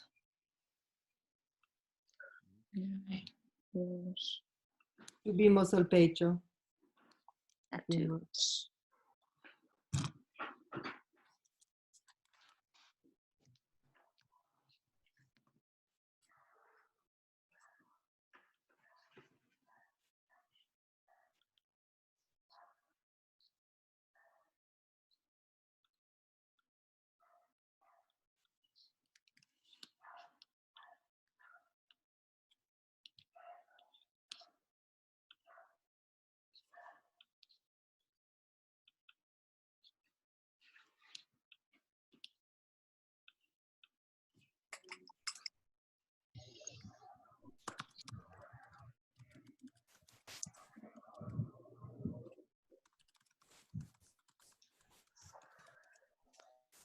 Okay.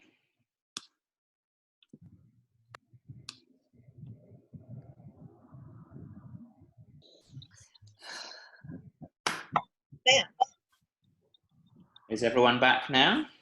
Yes. Let's see. Perfect.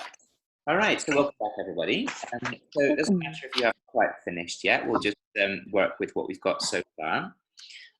So we're going to be having a look at Surya Namaskar A, which in Spanish is Saludo al Sol A. Saludo al Sol A.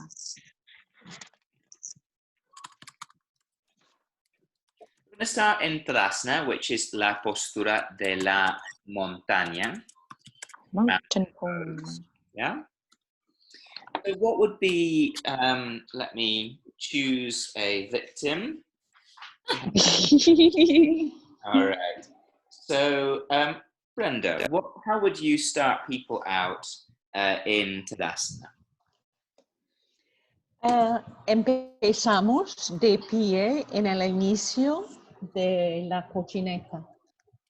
Good. So what we're using here is the word inicio, and that's the front or the beginning of your mat. So empezamos de pie en el inicio del mat or de la colchoneta. Very good. And of course, there are many different things that you could use, right, in Tadasana. We could say, rotamos los hombros hacia arriba y atrás. Yeah, so rotate your shoulders up and back. Yeah, you could say, relajamos el rostro. We could say, activamos el abdomen. Yeah, metemos la cola. There are really many, many different instructions that you can give in Tadasana. But let's just keep it simple today. Thank you so much, Brenda. Brittany, how would you bring people into Uttanasana?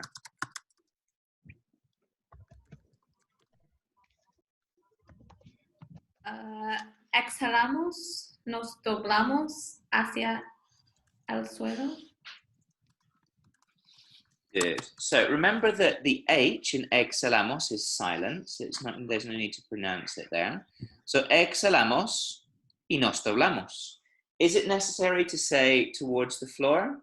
Not 100% really. It's fine. I mean, you can say it.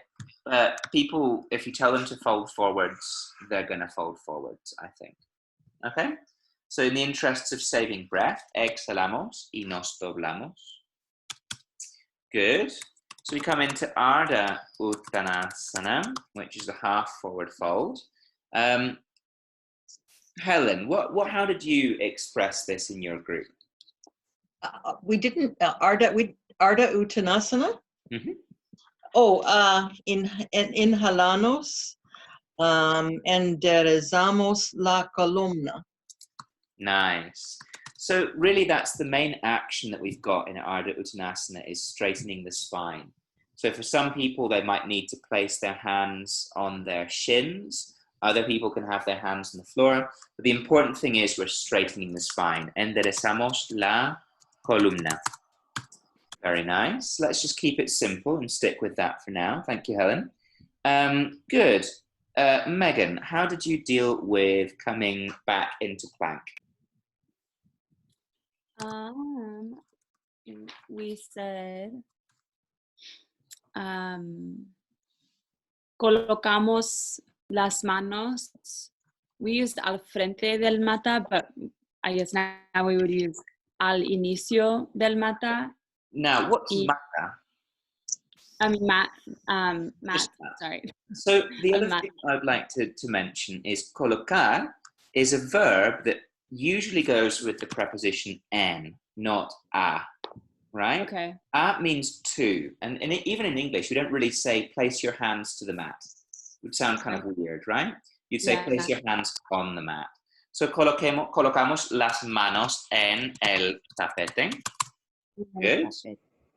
Y damos un paso hacia atrás. Take a step back. Un paso hacia, no, it's hacia. Hacia. Good. So colocamos las manos en el tapete y damos un paso hacia atrás. We're going to need a second cue here to come into Chaturanga. Selena, what did you use to come into Chaturanga? We said con la espalda recta bajamos al suelo. Nice, why not? Con la espalda recta, with a straight back, bajamos.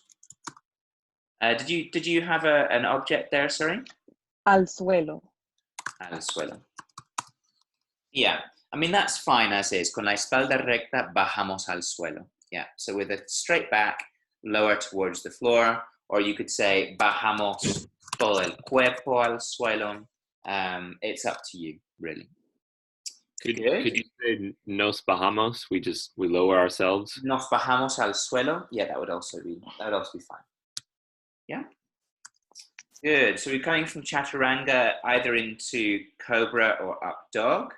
So Bhujangasana or La Postura de la Cobra. Good. How did you guide people into Bhujangasana? Bajamos todo el cuerpo a la plancha baja. Mm-hmm. And what comes next? Inhalamos, subimos el pecho en el cobra. Good. Subimos el pecho en la cobra. Good. And that's it. Nice and simple. Nice and straightforward. Beautiful. Well done. Stan, we're coming from Cobra into Down Dog. Okay. I would say I'm not quite sure. I would start with having them press into their hands and come into all fours, but I don't.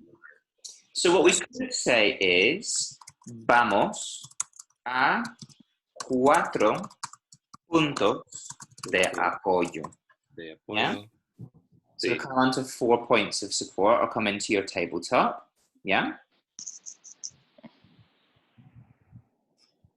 What comes next?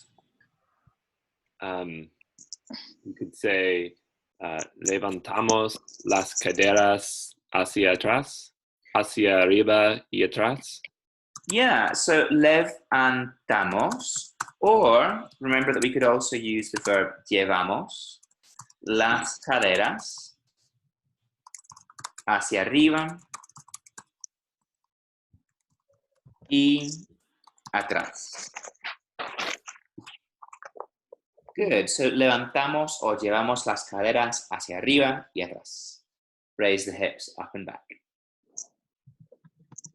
Okay. Thanks so much, Sam. Sam, how would you bring people from, or let me ask you, would you refine your downward facing dog? You mean for more instructions? Yeah, if you wanted to refine down dog, what things might you say in English? We said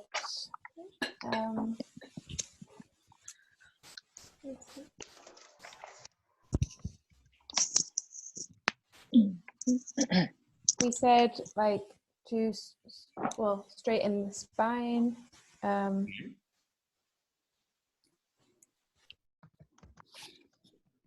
So some of the things that I would press the hands into the mat. What was that, sorry? Press the hands into the mat. You could say widen the fingers.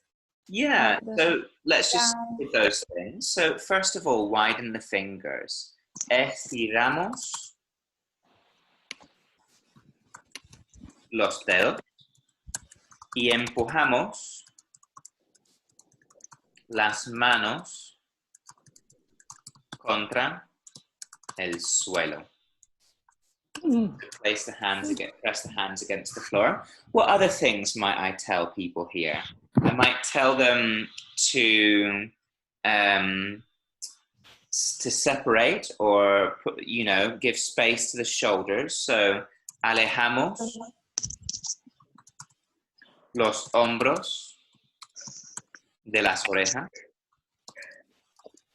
I might tell them to lengthen the side body. Alargamos los costados del torso. I might tell them to rotamos los isquiones hacia arriba. So to rotate the sit bones upwards.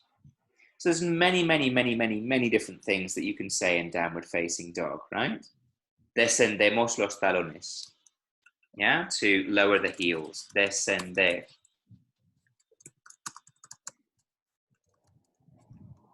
So Andrew, for rotamos los isquiones hacia arriba, you have to have hacia arriba. You couldn't just say arriba. Rotamos los isquiones arriba. Yeah, you have to have the word to imply the direction, which is hacia. That's okay. Good, okay. So we're in Adho Mukha Svanasana. Thanks so much, Sam. Phoenix, how would you bring people from into their forward fold? From a lift to a fold? So I think the next stage in the sun salutations is that we've been in down dog, and now we want to step forwards to Ardha Uttanasana, right? Okay. So inhalamos. Y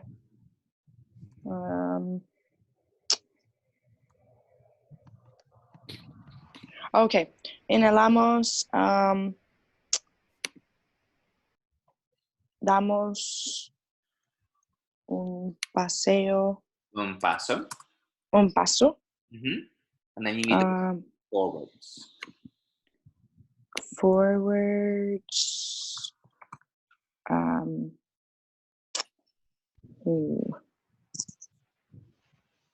So a tip, it begins with hacia. I was saying in the group that you always call on me with the ones I'm not sure about, and sure enough that. It's okay. Word, I still do it. So hacia adelante. Okay, hacia adelante. Good. And so I would even add a little extra phrase there. So I'd say, inhalamos, miramos entre las manos y damos un paso hacia adelante. So inhale, gaze between the hands and step forwards. All right, thank you so much, Phoenix. Jackie, let's move on to Uttanasana. Vale. Pues exhalamos y nos doblamos o nos relajamos en Uttanasana. Nice. Let's keep it simple. That's easy, no? So exhalamos y nos relajamos en Uttanasana. Very good. Sarah May, how would you bring people into Urdhva Hastasana? I would say inhalamos y levantamos el pecho, colocamos las manos sobre las espinillas. Yeah. So we're in. So we were in Ardha Uttanasana. We're gonna... Sorry. Urdhva Hastasana. Yeah. Inhala y elevamos los brazos. Why not? Yeah. Elevamos el torso y subimos los brazos Okay, sí. sobre la cabeza.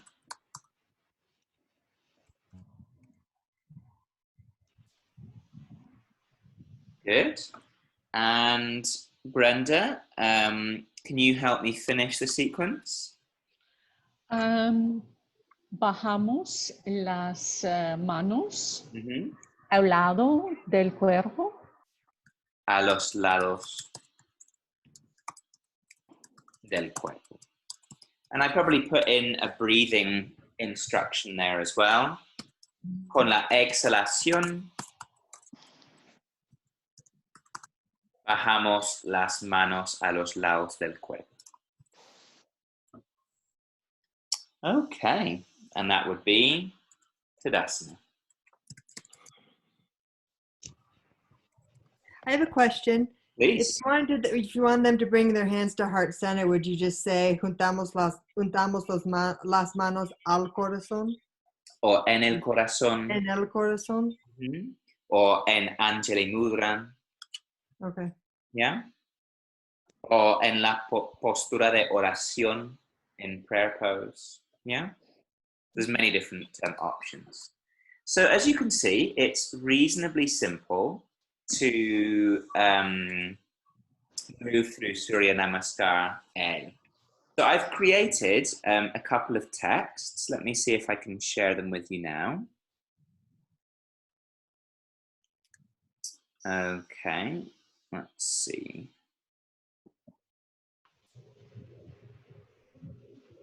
So can everybody see Surya Namaskar A, basic version? Yeah. So there you've got the instructions, all one by one. Empezamos de pie en el inicio de la colchoneta, activamos los pies, metemos el coxis por debajo, alargamos la columna y rotamos los hombros hacia arriba y atrás. Relajamos el rostro. Con la inhalación elevamos los brazos sobre la cabeza en Urdhva. So I'm going to share this text with you this afternoon. It's got both a basic version and then a version with slightly more refined language with the imperatives. So you can choose which one you like.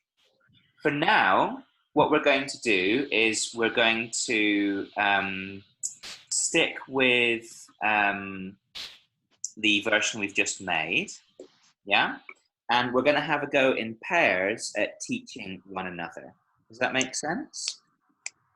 So we're gonna finish just a few minutes late today, not too late.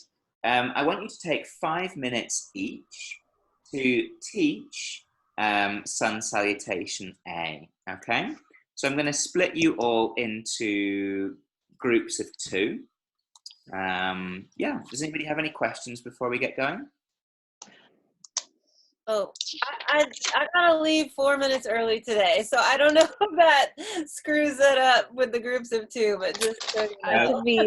I can be partnered with her because I have to work right after this too. So Okay. we could work together. Yeah. So for the both of you, well, I'll just set the homework then for those of you who have to go early. Tonight, I would like you to take the sequence that you had made in English tonight. Remember that you'd made those 8 to 12 postures in English, and I would like you to translate them into Spanish, right? So you should have 8 to 12 postures and 1 to 3 cues per posture. Does that make sense? And I'd like you to translate that into Spanish, because tomorrow you're going to be going through the sequences that you've made with Andrea, Kelly, and Jamie. And they're going to help you make that Spanish sound really authentic. So it's super important that you do that homework so that you have something to look at with those teachers tomorrow. All right? So 8 to 12 postures with 1 to 3 cues. 8 to 12 postures, 1 to 3 cues. I'll send you an email confirming all of this anyhow, but it's basically just what I'd asked you to do for homework last night, but in Spanish this time instead of English. All right? Okay, so I'll split you off into groups. Whenever you need to leave the meeting, you can leave the meeting. I will close class for those of us who don't urgently have to go at 1 o'clock. So yeah, don't leave unless you absolutely have to, okay? Okay, so let's have a look. It's not what I wanted to do at all.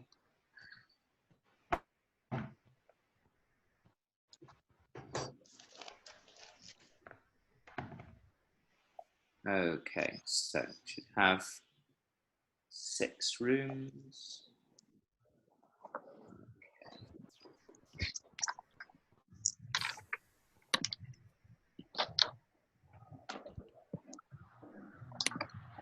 Who were the people who needed to leave? Selena. And Sarah May. Okay, perfect. Okay.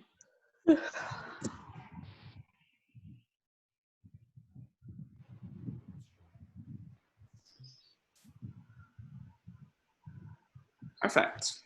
All set.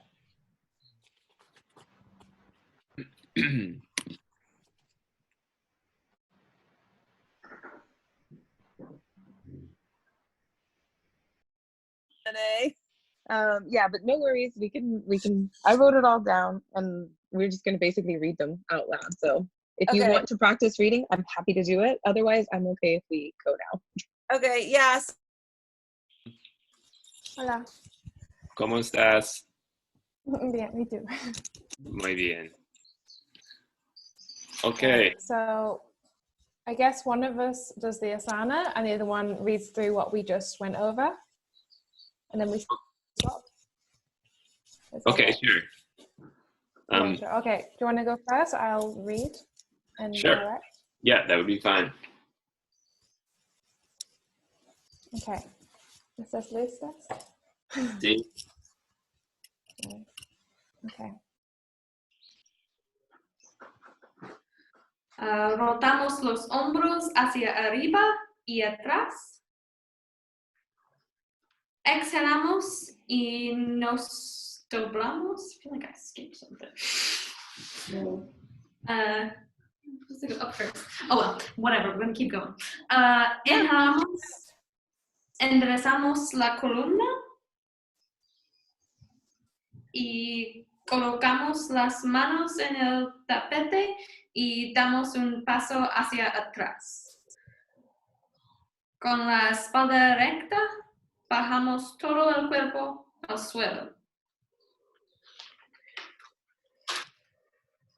Inhalamos, subimos el pecho en la cobra. Vamos a 4 puntos de apoyo. Levantamos las caderas hacia arriba y atrás. Estiramos los dedos y empujamos las manos. Rotamos los isquiones hacia arriba. Inhalamos, miramos entre las manos y damos un paso hacia adelante. Exhalamos y nos relajamos en Uttanasana. Inhalamos y elevamos el torso y subimos los brazos sobre la cabeza. Con la exhalación, bajamos las manos a los lados del cuerpo. Bravo. Bravo, bravo. Sí. Ok. Excelente. Y la pronunciación está bien también. Oh, gracias. Sí. Ok.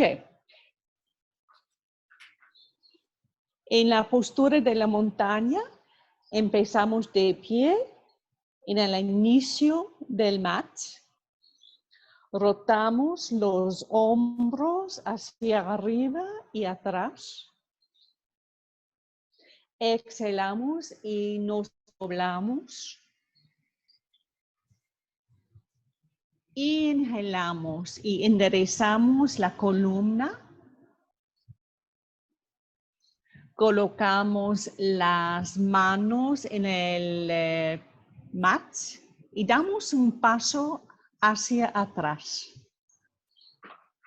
Con la espalda muy recta, bajamos el cuerpo, todo el cuerpo, al suelo.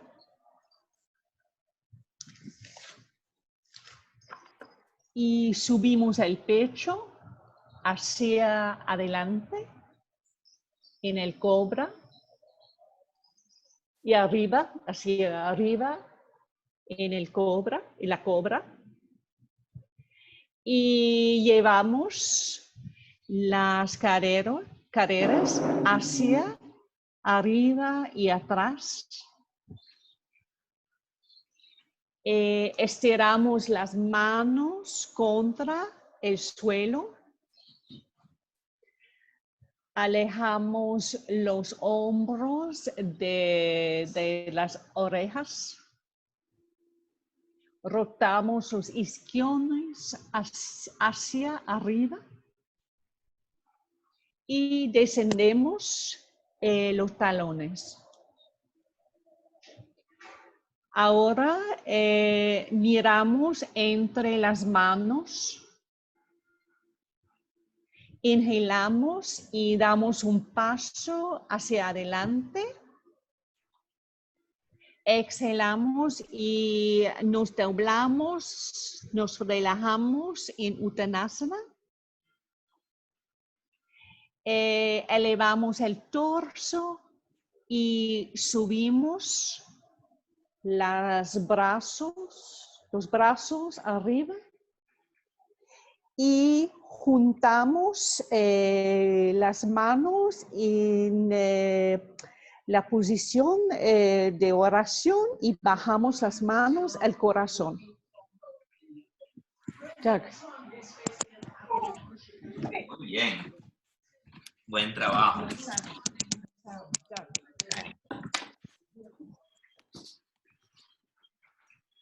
I'm going to end our breakout rooms now.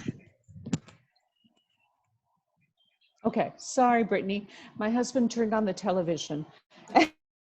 Hombros en el inicio del mat.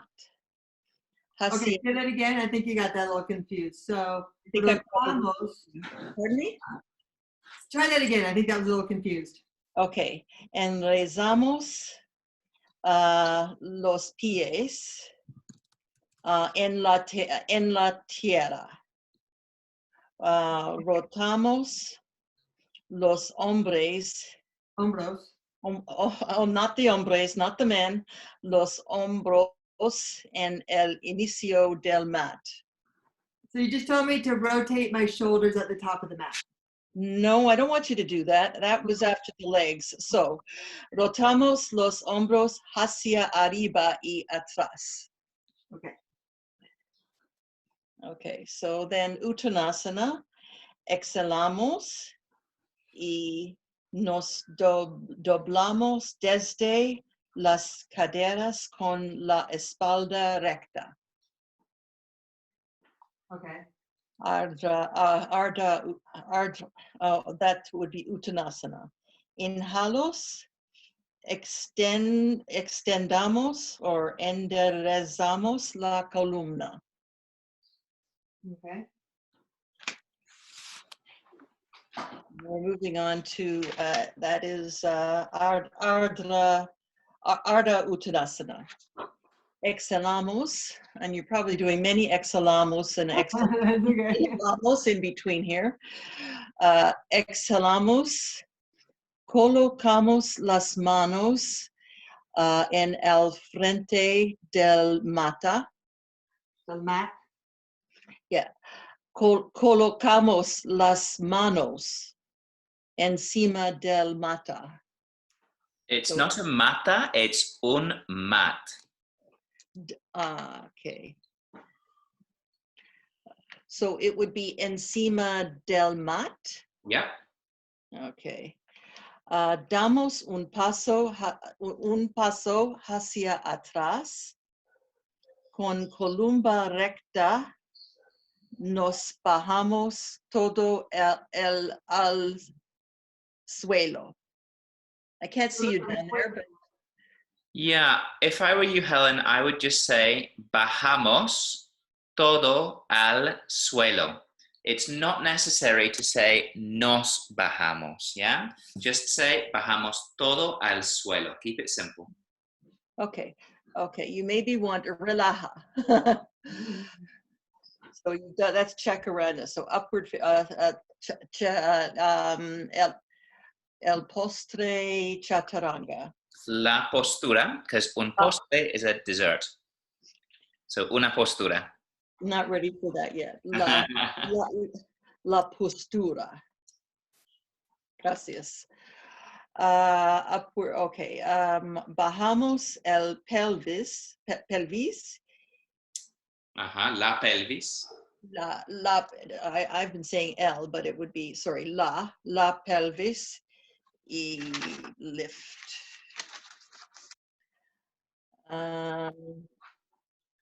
Elevar la pecha. Elevamos el pecho. Sí. Inhalamos, subimos el pecho en la cobra. Good. I'm afraid we're going to have to pause here for today. So we're going to, I'm just going to end the breakout rooms now. Yeah. But yeah, we'll share our ideas in just one moment.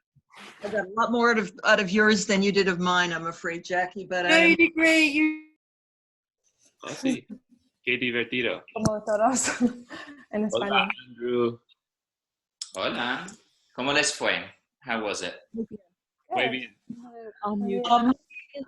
Interesante y difícil un poco por mí. Okay, welcome back. So I just wanted to invite feedback for just to see how the session went for people, how they found the experience of teaching in Spanish. Better than I thought. Pardon me? What was that? Oh, doesn't matter. I found it really interesting. The challenge for me, and probably for many of us, but I'm just speaking for me, is that for me, yoga is a time of not thinking.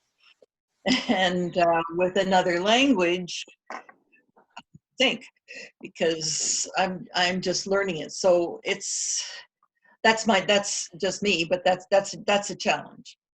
I agree, and I think that you can make it a lot easier for yourself.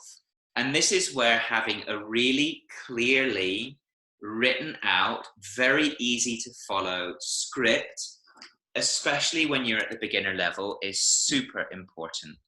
Because if you're trying to formulate sentences on the go, your students are not going to have a good experience, generally speaking, unless you're quite proficient with your language. So that's why I recommend when you're making your notes that you've got them all, on one page, easy to read, or typewritten up on Microsoft Word or whatever, so that when you're reading through, you're not kind of going through all of this brain work and your student is stuck there for, 15 breaths in Chaturanga while you work out, where your instructions have gone for up dog. So that's one recommendation that I would make is make a very clear, simple and easy to follow script. And then when you're at the more advanced stage of just being able to, pull Spanish out of your head at this kind of rhythm, at that point, you can leave the script aside and you can just kind of freestyle it, if that makes sense. Yeah. Who else would like to comment on their experience teaching in Spanish today? I felt like it was fairly easy to listen to, like to follow the instructions. It was more difficult to recall the language and actually say it. That's what we've been learning, has been sticking, at least for listening to it. Good, excellent. So you find it easier to recognize some of the vocabulary. Mm-hmm. Good. Yeah, I found as well when I was speaking in Spanish, I learned which words that I need to perfect more. I had to listen to myself to then know, okay, I need to work on my pronunciation of this and that. So it's good for me. Great. Yeah, and you can always watch, you can always record yourself. I mean, we're doing this in the computers, right? So everybody's got some kind of recording software. So you can record yourself giving these instructions and then try to follow yourself, right? See if you could follow your own cueing. And I think that will probably teach you a lot. Mm-hmm. Great idea. For me, It's a it was mouthful. very humbling. Because I know Spanish, I know yoga, but saying the directions in Spanish, I was like, whoa, my mouth felt weird. And it caused me to really slow down, not only in giving a direction that I've given a million times, but now I'm I could feel the brain rewiring. It was really neat. Great. Thank you, Megan.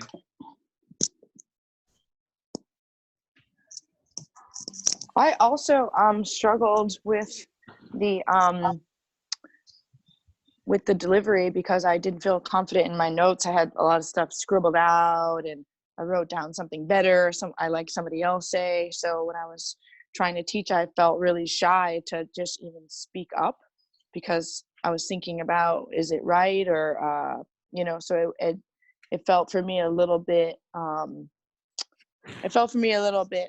difficult to do that with not having clear notes. But then my partner was gave me a constructive comment and said, I really liked how you spoke clearly. It gave me the time to breathe.